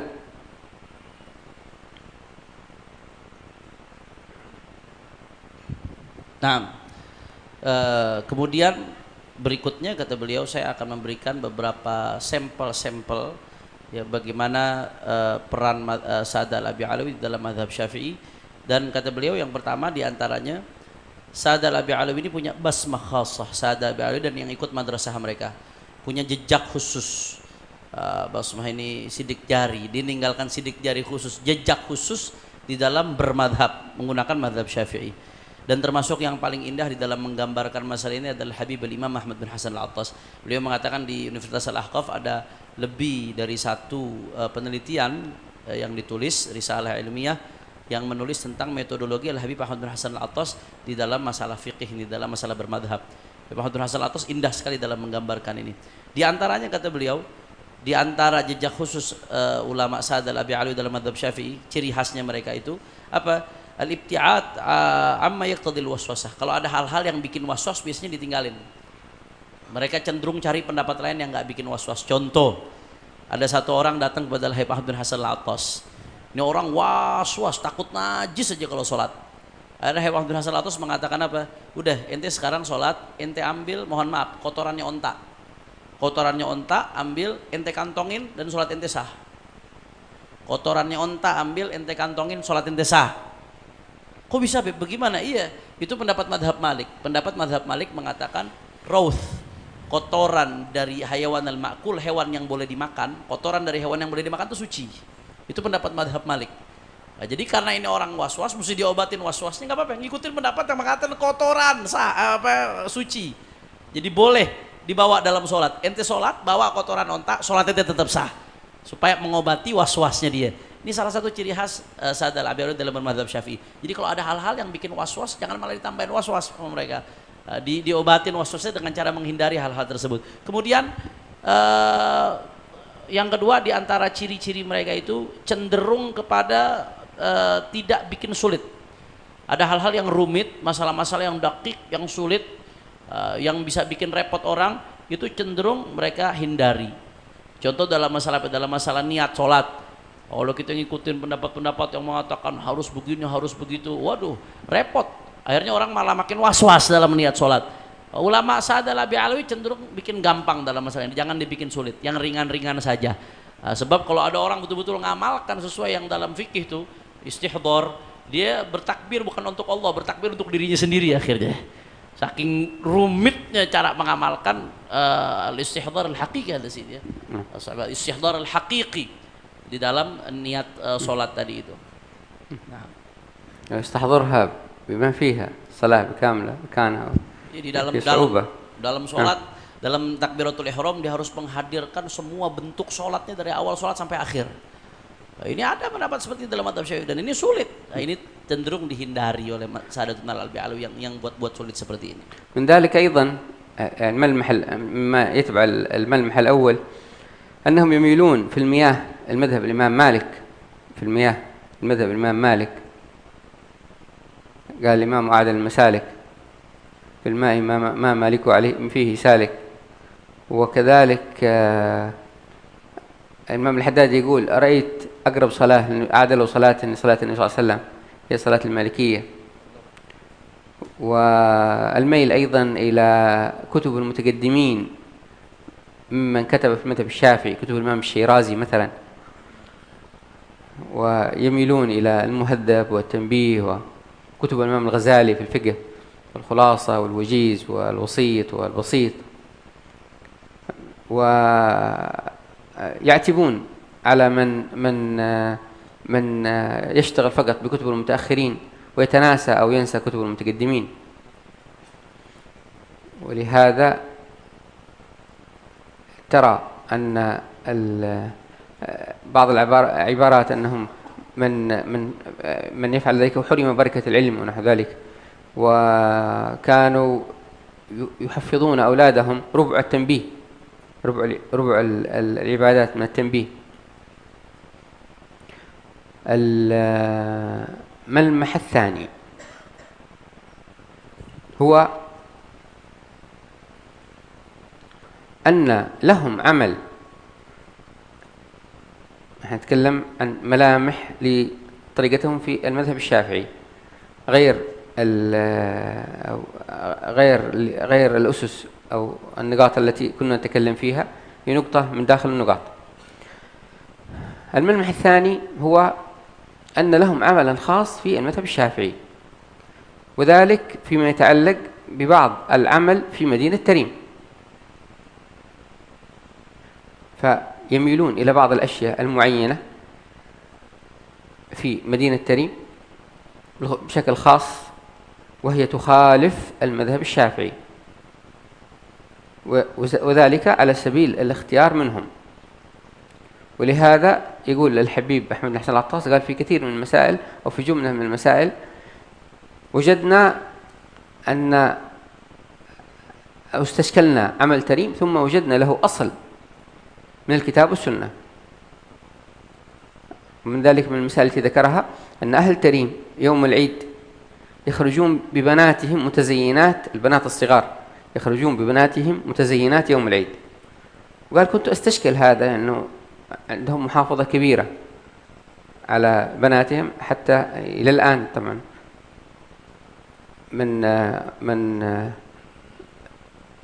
من أراد النظرة الشرعية أريد أن أتزوج، يمكن الغالب أنه لا يرى، لا، وإن كان هذا مخالف للمذهب الشافعي. فالحبيب أحمد بن حسن فهو مستشكل كان هذه المسألة. قال حتى رأيت أثرا عن سيدنا عمر بن الخطاب يقول أو يأمر الناس بإخراج بناتهم يوم العيد، قال رجاء البركة لهن، رجاء البركة لهن، عمر بن الخطاب. فلهم عمل خاص. ولهذا يقول أيضا، قال أن موازين العلم ثلاثة، أما العلم بعمومه فنأخذه من كل أحد، العلم بعمومه نأخذه من كل أحد، وأما العلم كفتوى فنحن نأخذه من المذهب الشافعي، وأما العلم كعمل فنحن نأخذه من ساداتنا آل بعلوي. قال الموازين ثلاثة، ميزان عام وميزان فتوى وميزان عمل، وهذا الملمح الثاني من ملامح السادة آل بعلوي داخل المذهب الشافعي. Kemudian tadi beliau melanjutkan dari malmah yang pertama. Ini kita bicara soal malmah yang pertama ya, ada karakter-karakter yang pertama. Ini adalah poin-poin yang masuk dalam tadi kan beliau di awal nyebutin beberapa poin-poin global. Kemudian poin yang terakhir beliau bicara soal malameh. Ini malmah yang pertama sekarang, bagaimana gambaran wajah citra daripada mazhab Syafi'i yang ada inda sada al-Abi Alawi. Cara mereka menggambar. Kemudian di sini beliau mengatakan termasuk masalah air. Dalam masalah air, Sadatun Abi Alawi lebih cenderung kepada mazhabnya Imam Malik dalam masalah air, karena dalam mazhab Malik masalah air lebih gampang, lebih mudah. Begitu pula Imam Al-Haddad sampai pernah mengatakan, saya melihat cara sholat yang paling mendekati cara sholatnya Rasulullah SAW adalah mazhab Imam Malik. Ini artinya di masalah-masalah tertentu ya mereka tetap terbuka dengan mazhab-mazhab lain. Nah, kemudian ulama daripada Sadal Abi Alwi juga punya kecenderungan kepada kitabnya mutaqaddimin, ulama-ulama Syafi'i yang klasik yang lama, seperti kitabnya Abu Ishaq Asy-Syiradi Muhadzab, Tanbih Abu Ishaq Asy-Syiradi, kemudian kitab-kitabnya Imam Al-Ghazali Al-Wajiz, Al-Wasit, Al-Basit. Mereka punya kecenderungan terhadap kitab-kitab tersebut. Ini diantara ciri khasnya. Ya. Dan ulama Sadatun Al-Alawi lebih cenderung mengitab, memberikan teguran keras kepada orang-orang yang hanya sibuk kepada kutubul mutaakhirin tanpa memedulikan kutubul mutaqaddimin. Ada itab dari mereka. Jadi jangan hanya sibuk kepada kutubnya mutaakhirin, juga silahkan mengambil kutub mutaakhirin, tapi juga tetap harus perhatian kepada kutub al-mutaqaddimin seperti Abu Ishaq Asy-Syiradi dan kitab-kitabnya Imam Al-Ghazali dan lain sebagainya. Bahkan mereka itu dulu mewajibkan anak-anaknya, mereka bikin anak-anaknya hafal rubu' daripada Tanbih lil Imam Abu Ishaq Asy-Syiradi. Rubu' itu rubu' ibadat.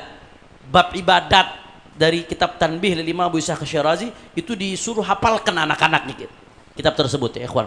Itu diantara malmahnya. Kemudian malmah yang kedua, ya citra yang kedua, gambaran yang kedua daripada mazhab Syafi'i di kalangan Sadal Abi Alawi, mereka terkadang punya amalan khusus. Punya amalan khusus yang kadang-kadang memang nggak sesuai dengan mazhab Syafi'i. Seperti beberapa amalan-amalan yang diamalkan di kota Tarim. Habib Ahmad bin Hasan Al-Attas pernah mengatakan, saya ini iskal, menjadi pertanyaan bagi saya. Ada beberapa amalan di kota Tarim nggak sesuai dengan mazhab Syafi'i. Ternyata setelah saya iskal, saya cari-cari, saya menemukan jawabannya dari kitab dan sunnahnya baginda Nabi Muhammad SAW. Seperti contoh, kebiasaan orang-orang Tarim itu kalau hari Id, anak-anak perempuan, anak-anak kecil, anak perempuan itu diajak keluar rumah dihias, pakai baju yang bagus, pakai hiasan yang bagus. Padahal orang Tarim dalam urusan perempuan sangat ketat. Sampai ketika ngelamar aja tuh mau ngelihat calon istri susah. Jadi mereka punya standar yang ketat banget urusan anak perempuan. Tapi khusus dalam hari Id ini anak-anak perempuan, anak-anak kecil semuanya dihias, pakai pakaian yang bagus, diajak keluar rumah semuanya. Ini kata Habib Ahmad bin Hasan Al-Attas menjadi tanda tanya. Kok bisa seperti ini? Padahal orang Tarim punya standar yang ketat dalam masalah ini. Akhirnya kata beliau, saya cari-cari, ketemu amalannya Sayyidina Umar bin Al-Khattab. Ternyata Sayyidina Umar bin Al-Khattab radhiyallahu an, beliau memerintahkan supaya anak-anak perempuan ketika hari itu disuruh keluar semuanya. Disuruh keluar, dan itu al-barakah lahunna, itu menjadi keberkahan buat mereka anak-anak perempuan. Ternyata didapatkan dasarnya. Jadi ada dalam hal-hal amalan-amalan tertentu yang mereka punya ikhtiar, punya pilihan, tidak ngikut dengan madhab Syafi'i. Secara umum ikutnya mazhab Syafi'i. Tapi ada amalan-amalan tertentu yang mereka tidak ikut mazhab Syafi'i. Makanya Al-Habib Ahmad bin Hasan Al-Attas mengatakan mawazin al-ilm thalathah. Kata beliau, barometer di dalam berilmu bagi beliau kata ada 3. Kata Al-Habib Ahmad bin Hasan Al-Attas. Yang pertama al-ilm bi umumi, ilmu secara umum. Kalau bicara ilmu secara umum, maka kami ngambil dari siapapun, na'khudh min kulli ahad, dari manapun, dari golongan manapun. Selama dia ilmu kita ambil. Kemudian al-ilmu lil fatwa, ilmu kalau buat fatwa, dalam konteks fatwa ya konsisten dengan madhab Syafi'i. Dalam konteks fatwa konsisten komitmen dengan madhab Syafi'i. Tapi yang ketiga, mizan untuk amal. Ilmu ketika buat diamalin, ini ada mau ngamalin sesuatu nih. Ya umumnya memang amalnya mereka sesuai dengan madhab Syafi'i, tapi ketika mereka mau ngamalkan sesuatu ada perbedaan, maka yang dilihat apa yang diamalkan oleh salaf sadal Abi Alawi. Yang diamalkan oleh salaf sadal Abi Alawi itu yang dijadikan barometer, kata Al-Habib Ahmad bin Hasan Al-Attas. Beliau mengatakan seperti itu.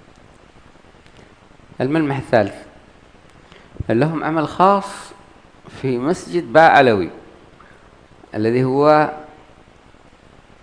من أعظم أو هو أعظم المساجد الموجودة في تريم. غير عمل تريم لهم عمل خاص في هذا المسجد. مثلا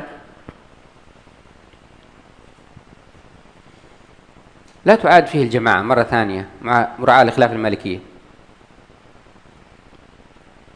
لا يكبر فيه الله أكبر في الصلاة، في ختم القرآن مثلا في رمضان، مراعاة لخلاف الحنفية الذين يبطلون الصلاة بذلك. كانوا يصلون صلاة العصر إذا صار ظل الشيء مثله، مراعاة لخلاف الحنفية. كانوا يصلون صلاة العصر إذا صار ظل الشيء مثله، مراعاة لخلاف الحنفية.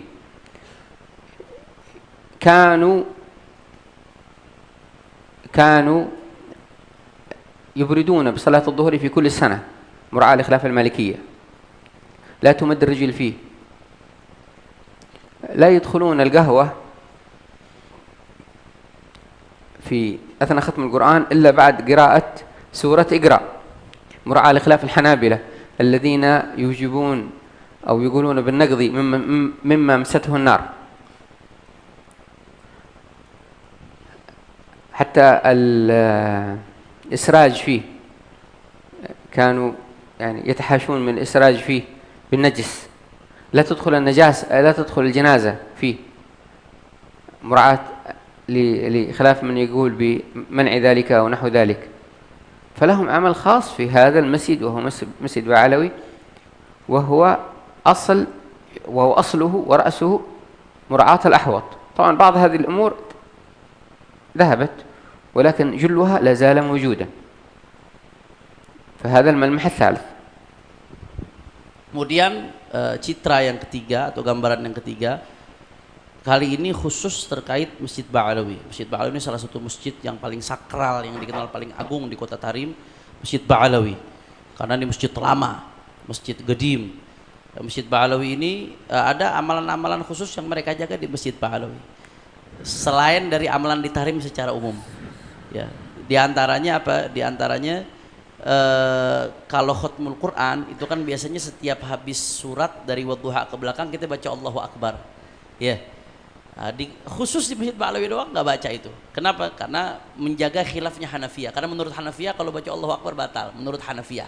Menurut Syarafiyah itu dianjurkan, nggak ada masalah. Menurut Hanafiyah batal. Maka demi menjaga khilaf, ambil ihtiyat khurujan minal khilaf li muraat khilaf Hanafiyah, maka ketika di Masjid Ba'alawi saja, bukan di masjid yang lainnya. Kalau khotam nggak ada baca Allahu Akbar setelah surat, khusus di Masjid Ba'alawi saja. Kemudian juga di antaranya mereka sholat asarnya ditakhir sampai yasiru dhillu kulli syai'in mithlih. Setiap segala sesuatu bayangannya itu seperti double dari panjang bayangan tersebut, saudara. Kemudian mereka juga nggak la yumaddur rijal fi, tidak ngulur kaki di Masjid Ba'alawi, karena ada ulama yang melarang, ada madhab yang melarang ngulur kaki di dalam masjid. Maka dijaga khilaf tersebut di Masjid Ba'alawi. Kemudian juga mereka di Masjid Ba'alawi itu nggak membagikan qahwah ketika khutmul Quran kecuali setelah selesai Iqra, surat Iqra. kecuali setelah selesai surat Iqra. Kenapa? Karena mura'atan, menjaga khilafnya Hanabilah yang mengatakan bahwasanya wudu itu akan batal kalau kita makan sesuatu yang disentuh oleh api, yang diolah oleh api. Kopi termasuk yang diolah oleh api. Jadi khilaf-khilaf itu dijaga sama sekali. Termasuk di Masjid Ba'alawi itu nggak boleh nyolatin jenazah di Masjid Ba'alawi karena ada sebagian pendapat ulama yang mengatakan jenazah itu nggak boleh masuk ke dalam masjid. Ada pendapat yang seperti itu. Maka mura'atanil khilaf, untuk menjaga khilaf tersebut, khusus Masjid Ba'alawi nggak dipakai buat sholat jenazah. Yang dipakai sholat jenazah ada masjid lain dipakai buat sholat jenazah. Nah, ini semua binaan alal ahwat. Khusus Masjid Ba'alawi memang karakternya menjaga yang paling ahwat, yang paling ikhtiyat, ngejaga betul yang namanya khuruj minal khilaf, khusus di Masjid Ba'alawi. نختم بآثار لآل بعلوي في المذهب الشافعي. طبعا آثار الشيء بالنسبة للمذهب يظهر في ماذا؟ يظهر في العلماء والكتب والمدارس والزوايا. يعني ما هي الآثار والمسائل؟ إيش المسائل التي قالوا بها وكذا وكذا. فالأثر الأول هو العلماء فحدث ولا حرج. ذكرنا الآن الحي عبد الرحمن عبد الله بالفقيه والعبادلة السبعة كلهم، الحي عبد الله بن حسين بن طاهر، الحي عبد الله بن حسين بالفقيه، الحبيب عدروس بن عمر، علماء كبار وثقال وهم مجددون داخل المذهب حتى لهم. كذلك بالنسبة للكتب لهم كثير من الكتب والتصنيفات في المذهب الشافعي، إن أردت شرحا وإن أردت متنا كفاية الراغب، لهم كثير من فتاوى الحي عبد الله بن حسين، سواء فتاوى الحي عبد الله بن عمر بن يحيى، فتاوى كثيرة. كذلك وهناك كتاب لأخينا محمد باذيب مشهور، أثر العلماء حضرموت المذهب الشافعي، ذكر كثير من الكتب لهم. كذلك بالنسبة للمدارس والأربطة والزوايا لهم آثار كبيرة، مدارس وأربطة وزوايا ودور علم يدرسون فيها المذهب الشافعي، وسلم معين هو يحتذى في تدريس المذهب الشافعي. وأخيرا الأثر الأخير المسائل التي اختاروها، وسأذكر جملة منها أختم بها هذه الجلسة إن شاء الله.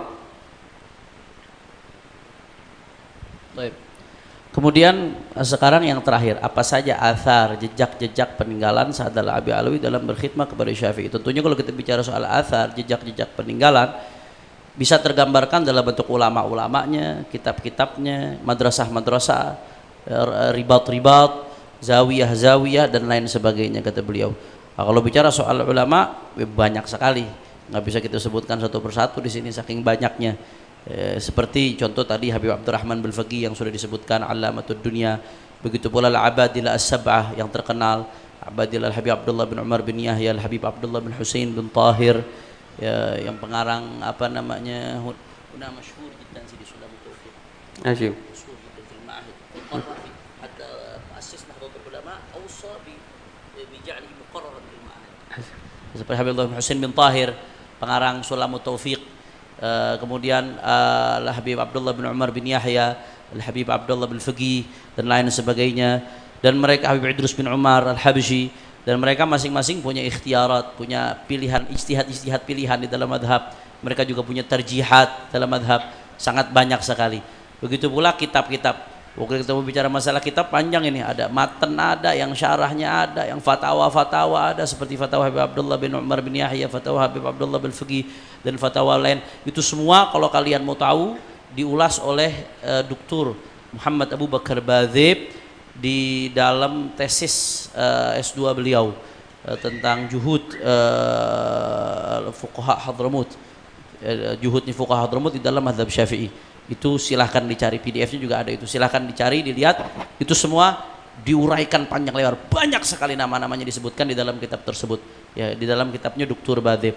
Kemudian juga kalau kita bicara soal madaris, nggak kehitung madrasah-madrasah ribat-ribat yang dimiliki oleh para habaib yang di dalamnya diajarkan mazhab Syafi'i. Dan di situ ada sulam muayyan, ada tangga kurikulum yang memang bisa dijadikan contoh, bisa dijadikan panutan, mulai dari kitab yang paling kecil sampai kitab yang paling besar. Nah, termasuk athar peninggalan-peninggalan daripada Said Alawi Alawi adalah masalah-masalah yang mereka unggulkan, yang mereka pilih di dalam fatwa-fatwa mereka. Ini yang beliau akan menutup materi pada sore hari ini dengan athar tersebut yang insya Allah akan beliau sampaikan. من ذلك مثلا قول حب عمر بن عبد الرحمن العطاس بجواز إخراج الزكاة الرطب وتفصيل الحب سقاف محمد في هذه المسألة. وكذلك مسألة الطهارة اللي ذكرناها قبل قليل. مسألة الزكاة أنه يخرج عمل السلف يخرجون كل ما خرج عن وجه الأرض، ليس فقط الحبوب والثمار المعروفة، يزكون كل ما خرج عن وجه الأرض. مسائل عدم إطالة الرأس، شعر الرأس، كان شعر النبي صلى الله عليه وسلم بين الجمة والوفرة، فلا يرون ذلك، ما يرون ذلك. حتى أن عبد الله بن الحداد قال ما من سنة سنها النبي صلى الله عليه وسلم إلا وأرجو أني قد عملت بها إلا هذه السنة، وهي إطالة الشعر. ولكن عندما يقال أنه عندما بلغ منه السن الحي عبد الله بن الحداد ومرض سهى عن حلق شعره حتى طال، وبهذا اكتمل متابعته للنبي صلى الله عليه وسلم في كل السنن. ما من سنة فعلها النبي صلى الله عليه وسلم إلا وأرجو أني قد عملت بها. مسألة المهر، عندنا المهر 5 أواق فضة بميزان بلترين، وهو يساوي 50 درهم، وكان النبي صلى الله عليه وسلم يمهر 500 درهم. فهم اختاروا أن يكون المهر عشر ما كان يمهر به النبي صلى الله عليه وسلم. وأول من قال بذلك الحبيب أو سيدنا الحبيب عمر المحضار بن سيدنا الحبيب عبد الرحمن السقاف. فعندما اختير لنقابة العلويين اشترط عليهم عدة شروط، من جملتها أن يزوج أولاد الفقراء من أهل البيت لبنات الأغنياء، ومن جملتها أن تخفض المهور إلى عشر ما كان النبي صلى الله عليه وسلم يمهر به، وهو 50 درهما، ويساوي 5 أواق فضة بميزان بلترين. وكثير من المسائل هي عبارة عن اختيارات لهؤلاء العلماء، بل بعضها قد تصل إلى إلى درجات من درجات الاجتهاد. بعض المسائل سيدنا الإمام الحداد، والاجتهاد بالمعنى العام طبعا، أنه عندنا اجتهاد مطلق واجتهاد مذهب ومجتهد منتسب ومجتهد فتوى. فعموما هناك أثر واضح لا يعمى أو لا يظهر أو لا يبدو، أو قد لا يبدو لمن انطمس بصره أو بصيرته. هم أخذوا بالمذهب الشافعي وأزادوا وأضافوا وأجادوا وكملوا، وندعو أنفسنا والحاضرين إلى الاستنان بسننهم والسير على طريقتهم في العلم الظاهر والأعمال الباطنة، مجاهدة النفوس والابتعاد عن المعاصي القلبية، الكبر والحسد والغرور، والتحلي بالإخلاص والورع والسير بطريقتهم، فهذا طريق مسلوك من سلك به، وأمل أن يكون مع هؤلاء العلماء الكبار في الدنيا والآخرة، والحمد لله رب العالمين. Kemudian di antara masalah-masalah fikih yang menjadi ijtihad mereka, pilihan mereka di dalam beristihad yang agak beda dengan umumnya mazhab Syafi'i, di antaranya Al-Habib Umar bin Abdurrahman Al-Attas. Beliau punya ikhtiar pandangan, itu bagaimana zakat korma itu dikeluarkan dalam bentuk rutob. Nah, kalau di mazhab Syafi'i nggak boleh dikeluarkan mesti dalam bentuk rutob. Tapi pendapat Al-Habib Umar bin Abdurrahman Al-Attas, ikhtiarnya beliau, pendapat pilihan beliau, dikeluarkan korma dalam bentuk rutob zakatnya. Kemudian juga tadi dalam masalah bersuci mereka cenderung kepada mazhab Malik karena lebih mudah urusan air.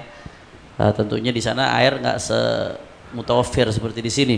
Kemudian yang ketiga dalam masalah zakat tanaman. Kalau kita dalam mazhab Syafi'i zakat tanaman hanya tanaman-tanaman tertentu saja yang dizakati. Ya, tapi mereka enggak. Mereka ngikutin pendapat yang mengatakan semua kullu ma nabata 'ala wajhil ard itu semua ada zakatnya. Semua tanaman yang menghasilkan ada zakatnya. Semua. Mereka cenderung kepada pendapat seperti itu. Itu amalnya salaf. Nah, kemudian juga mereka cenderung kepada pendapat yang mengatakan untuk tidak memanjangkan rambut. Itu Sa'ad Al-Alawi. Termasuk diceritakan dari Imam Al-Haddad. Imam Al-Haddad itu pernah mengatakan tidaklah ada sunnah Rasulullah SAW kecuali aku sudah amalkan. Beliau ngamalin semua sunnahnya Nabi kecuali satu, memanjangkan rambut. Beliau nggak manjangin rambut katanya, karena Nabi SAW sempat manjang rambutnya. Akhirnya pada suatu hari Imam Al-Haddad sakit dan akhirnya lupa potong rambut, sehingga akhirnya rambutnya panjang. Begitu rambutnya panjang, dari sini udah selesai, berarti semua sunnah udah diamalin. Saking ngejaga terhadap sunnahnya Nabi Muhammad SAW. Tapi mereka cenderung kepada pendapat yang tidak memanjangkan sunnah, memanjangkan rambut. Dalam masalah mahar juga mereka memurahkan mahar. Dalam masalah mahar mereka cenderung memurahkan mahar. Ini salah satu ikhtiarnya. Di Tarim itu mahar itu khamsu awak. Khamsu awak itu kurang lebih sekitar 50 dirham. Kalau maharnya Nabi SAW 500 dirham. Besar maharnya Nabi SAW. Tapi maharnya mereka 50 dirham. Cenderung kepada 50 dirham, diringankan. Karena banyak yang sulitan saat itu. Termasuk Sayyidina Umar Al-Mahdar, Ibn Sina Imam Abdurrahman As-Saggaf Al-Muqaddam Al-Thani, ketika beliau diangkat menjadi naqib Sa'ad Al-Alawiyah. Beliau diangkat menjadi naqib Sa'ad Al-Alawiyah, naqibnya Ahlul Bait. Ketika beliau diangkat seperti itu, beliau memberikan beberapa syarat. Di antara syaratnya apa? Syaratnya ini untuk memperbaiki keadaan ekonomi. Di antara syaratnya anak-anak laki dari orang-orang fakir dinikahkan dengan anak-anak perempuan dari orang kaya. Itu syarat dari beliau. Saya mau jadi naqib Al-Alawiyin, tapi salah satu syaratnya anak laki dari orang fakir dinikahkan dengan anak perempuan dari orang kaya, buat memperbaiki keadaan ekonominya. Sehingga apa yang terjadi? Salah satunya tadi itu, akhirnya mahar jadi diturunkan. Kalau maharnya Rasulullah SAW 500 dirham, itu tinggi, berat. Karena keadaan saat itu, akhirnya mahar jadi 50 dirham. Ini termasuk ikhtiarat al-fiqhiyah mereka. Pilihan-pilihan ijtihad fiqhi. Tentunya ijtihad di sini dalam makna umum, baik ijtihad mutlak, muntasib, fatwa, dan lain sebagainya. Nah, maka oleh karena itu inilah yang mereka kerjakan, inilah kontribusi mereka, inilah upaya mereka. Maka kita mengajak diri kita sendiri untuk mengikuti jalan mereka, mengikuti daripada jejak mereka, baik secara zahir atau secara batin. Secara zahir yang tadi sudah disebutkan, secara batin bagaimana dengan mujahadatun nafs, melawan hawa nafsu, meninggalkan maksiat, menghiasi diri dengan sifat-sifat yang mulia. Kalau kita sudah berusaha mengikuti jalan mereka, insya Allah mudah-mudahan kita dikumpulkan bersama para ulama-ulama tersebut. Nah, ini saja kata beliau yang saya sampaikan. Nafisah, mudah-mudahan ini menjadi ilmu yang bermanfaat buat kita semua. Maka kita persilahkan kepada Sayyidi Al-Habib Muhammad Rizieq bin Husain bin Syihab untuk menyampaikan kalimatul ikhtitam atas nadwah pada siang hari ini. Shallu ala Rasulillah. Assalamualaikum warahmatullahi wabarakatuh. Bismillah walhamdulillah wassalatu wassalamu ala Rasulillah wa ala alihi wa sahbihi wa mawala. Luar biasa, alhamdulillah hari ini kita banyak nastafid dari guru kita Ad-Doktor Al-Habib Mustafa bin Hamid bin Sumaid hafidhahullah ta'ala wa ra'ah, famatanallahu bituli hayatih wa nafa'ana bi ulumih fid dini wad dunya wal akhirah, amin ya rabbal alamin. Jadi dalam nadwah kita kali ini tadi beliau menyampaikan luar biasa ilmunya, dengan tenang, dengan santai, dengan terurai, dengan terukur, rapi penyampaian materinya, dalilnya, dan insya Allah semua itu menjadi mudah untuk kita pahami dan mudah kita ambil manfaatnya. Nah, saya hanya ingin merangkum saja dari hari ini yang kita dapatkan ya ikhwan, tentang juhudus sadah al-Ba'alawi fi khidmatil madhab syafi'i, tentang bagaimana jasa-jasa atau usaha-usaha atau perjuangan-perjuangan yang dilakukan oleh para ulama dari kalangan Ba'alwi di dalam melayani madhab syafi'i. Tadi beliau sudah sampaikan yang pertama bahwa jidnya Ba'alawi, Al-Imam Ahmad bin Isa Al-Muhajir radhiyallahu ta'ala anhu, beliau adalah yang membawa madhab syafi'i ke Hadramut dan yang menyebar luaskannya. Ini khidmatul madhab. Jadi beliau perkenalkan masyarakat Hadramut dengan madhab syafi'i, beliau ajarkan, beliau sebarkan, itu juga merupakan khidmah ya ikhwan. Kemudian yang kedua, juga tadi beliau sampaikan bagaimana dulu para ulama Ba'alwi, saudara, di dalam menyebarkan mazhab Syafi'i di Hadramut, mereka tunjukkan al-amal bil mazhab wa ifdhi wa ta'limi. Dia tunjukkan bagaimana mengamalkan daripada ajaran-ajaran mazhab Syafi'i. Dijaganya itu pendapat-pendapat mazhab Syafi'i, kemudian diamalkan, diberikan contoh, sehingga dia membudaya, memasyarakat, berurat, berakar di masyarakat Hadramut. Alhamdulillah. Dan ada ketiga yang menarik di Hadramut sejak dulu ya ikhwan, itu hukam dan qudhat mereka bersatu di dalam mengamalkan mazhab. Jadi di kota manapun ada perkara diselesaikan dalam sebuah mahkamah, karena mereka semua mengikat diri dengan mazhab Syafi'i, secara umum hasil putusannya sama. Jadi nggak terjadi itu satu pengadilan mutusin sah, yang ini mutusin nggak sah, saudara. Kenapa? Nah, karena tamasuk mereka, konsistensi mereka terhadap mazhab Syafi'i, saudara. Ini juga sebetulnya kalau di Indonesia dari Sabang sampai Merauke, umat Islam, para ulamanya, hukamnya, qudhatnya, saudara, mutamasik bermazhab Syafi'i, insya Allah putusan-putusan yang diberikan oleh para hakim tersebut nggak keluar dari apa yang merupakan lingkaran ijtihadnya para ulama Syafi'i. Kemudian yang berikutnya lagi, saudara, bagaimana tadi beliau sampaikan kaum Ba'alwi ini di Hadramut berhasil menjadikan Hadramut itu sebagai benteng bagi mazhab Syafi'i dari dulu sampai hari ini. Jadi benteng, saudara, yang begitu kuat untuk pengajaran dan pengamalan daripada mazhab Imam Syafi'i. Dan ini bagi para tolabah yang sekolah di Darul Mustafa, di Rubat Tarim, begitu juga di Sewun, juga di Jamiatul Ahqaf atau Jamiatul Wasitiyah dan lain sebagainya, bisa langsung merasakan bagaimana mazhab Syafi'i itu tersebar di sana, baik untuk pengajaran maupun pengamalan. Alhamdulillah. Kemudian nggak sampai di situ, saudara, khidmah para ulama Ba'alwi ini, saudara, sejak dulu sampai hari ini untuk mazhab Syafi'i itu beraneka ragam caranya. Ya, ada yang taklif rasail wa kutubul mazhab, saudara.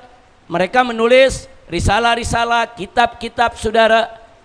Jadi kita lihat banyak kitab-kitab dalam mazhab Syafi'i, saudara, baik dalam akidah Asy'arinya maupun dalam fikih-fikih, saudara, dikarang oleh ulama-ulama habaib. Enggak betul kalau dikatakan tidak ada.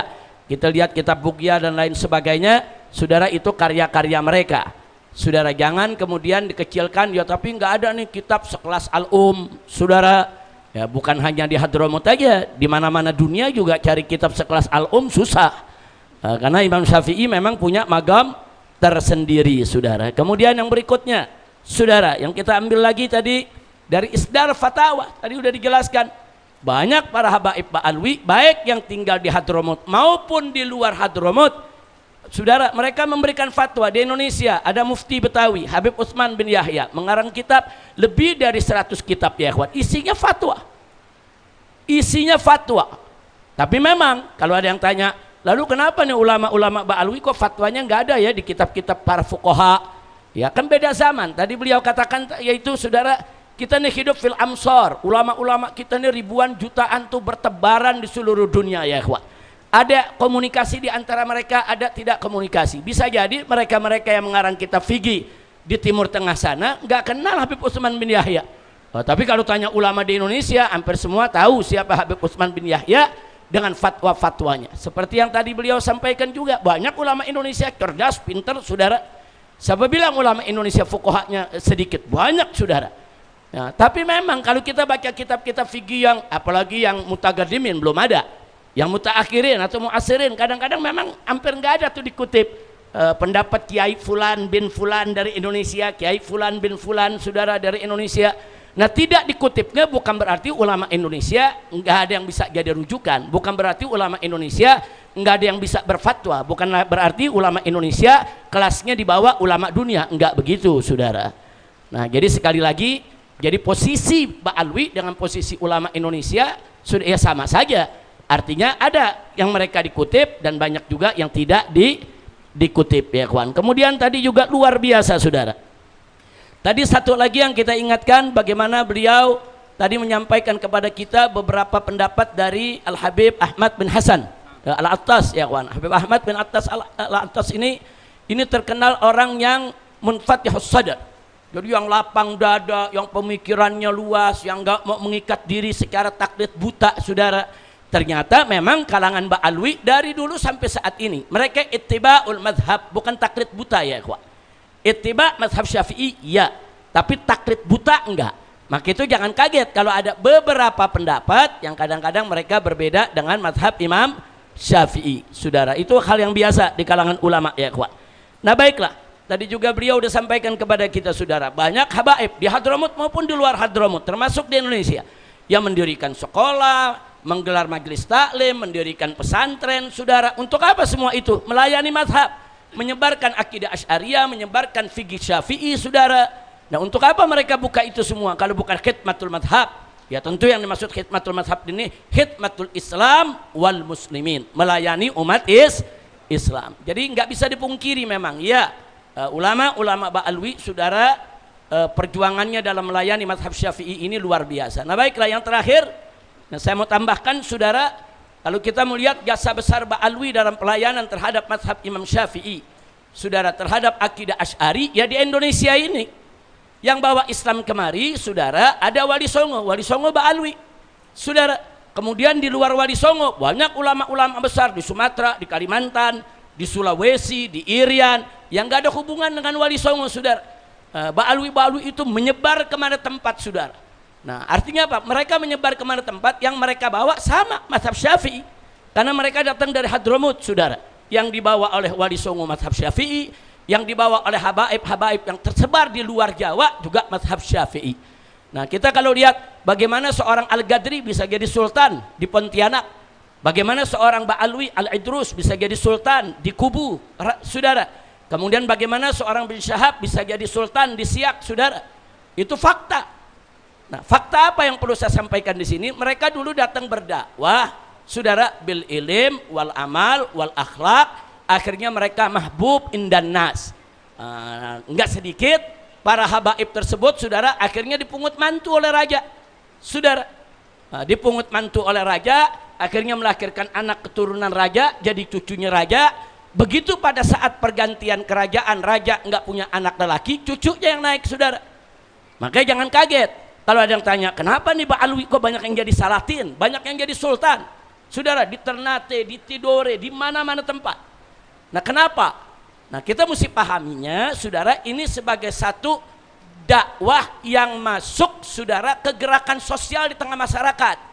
Nah, jangan diartikan sebagai penjajahan. Nah, makanya saya heran betul itu. Kok ada seorang yang dianggap dirinya Gus, bahkan ada Kiai Haji pimpinan salah satu wilayah dari organisasi Islam besar di Indonesia, di wilayah Jawa Tengah, di Semarang, berceramah saudara, mengatakan bahwa Indonesia dijajah sama Arab, dijajah sama habaib, dijajah sama Ba'alwi. Di mana otaknya? Dia kiai haji, dia guru, dia ikut mimpin saudara di salah satu cabang daripada organisasi Islam yang mengaku sebagai Ahlus Sunnah. Udah gila ini saudara. Itu bukan proses penjajahan, saudara. Itu proses, saudara, yaitu proses pembauran. Bagaimana para habaib datang ke Indonesia berdakwah bil ilim wal amal wal akhlak mahbub indan nas. Begitu mahbub sampai raja-raja tertarik, diambil ini Habib-habib dijadiin mantu, saudara. Di kerajaan Kutai, saudara, kerajaan Kutai, kerajaan Dayak di sana di Kalimantan Timur, saudara. Nah, itu pangerannya bin Yahya, saudara, jadi mufti, saudara, di mana-mana. Ada yang jadi pangeran, ada yang jadi mantu, termasuk Sunan Giri, saudara.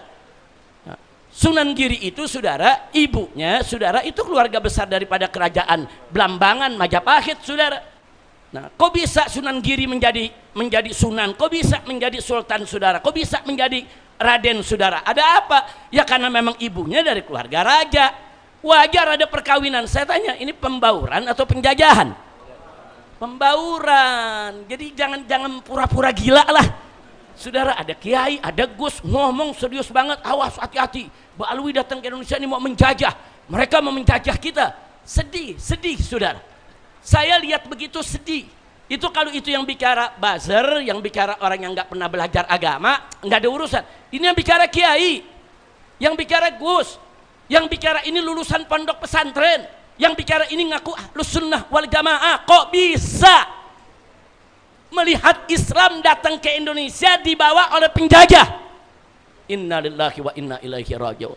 Baiklah, itu nanti ada babnya kapan-kapan kita bahas ya, kawan. Insya Allah, saya cuma ingin memantapkan apa yang dikatakan oleh Dr.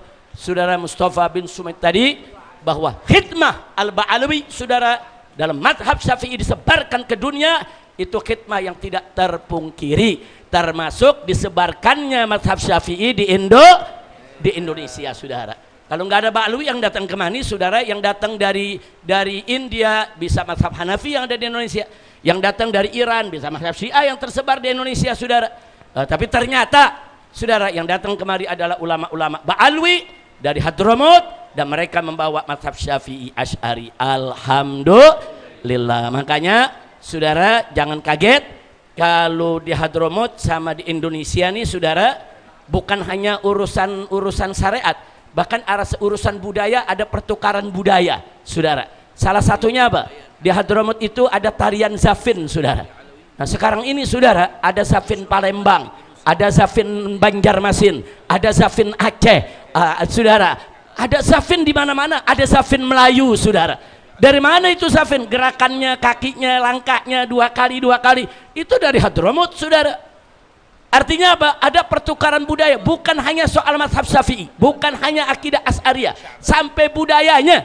Alhamdulillah, nggak sampai di situ, lisannya fase-fase orang Indonesia.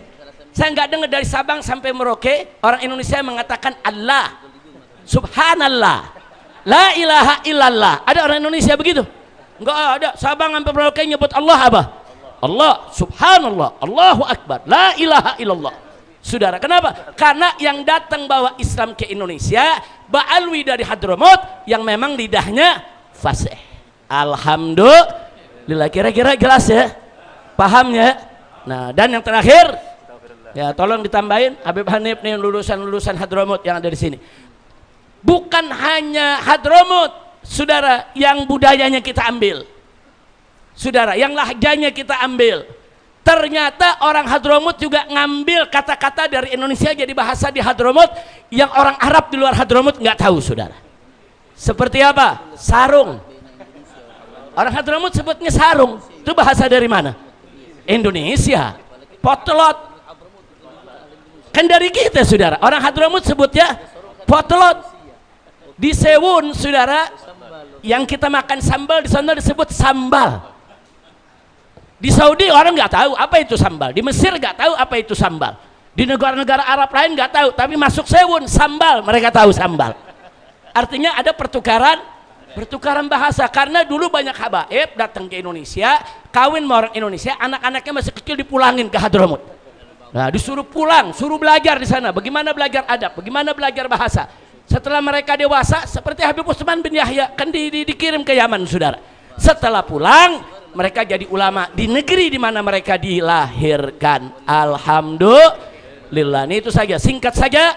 Indonesia Mazhab Syafi'i yang tersebar ini merupakan potret besar, saudara, bagaimana perjuangan kaum Ba'alwi di dalam menyebarkan mazhab Imam Syafi'i. Alhamdulillah, itu saja. Jazakallah khair ya Habib, Masya Allah, nastafid minka istafatna uluman kathirah, wa jazakumullah khairal jaza, wafakakumullah, laqad sarraftumuna, nawartumuna, farahtumuna, sarraftumul makan, wa nawartumul majlis, wa farahtumul gulub, jazakumullah khairal jaza, wafakakumullah lin najah wal falah wal istiqamah fid din wad dunya wal akhirah.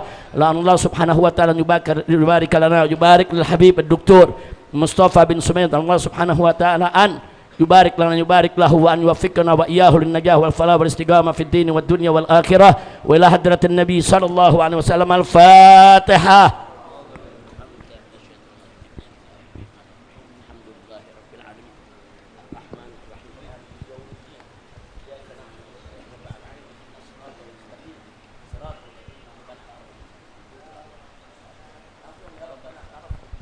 يا ربنا اعترفنا بأننا اقترفنا وأننا أسرفنا على لظى، فتب علينا توبة تقسي لكل حوب، واستر لنا العورات وآمن واغفر لوالدينا ربي ومولودينا والآل والإخوان والسائر وكل ذي محبة أو جيرة أو صحبة والمسلمين أجمع آمين. ربي فضلا وجودا منا لا باكتساب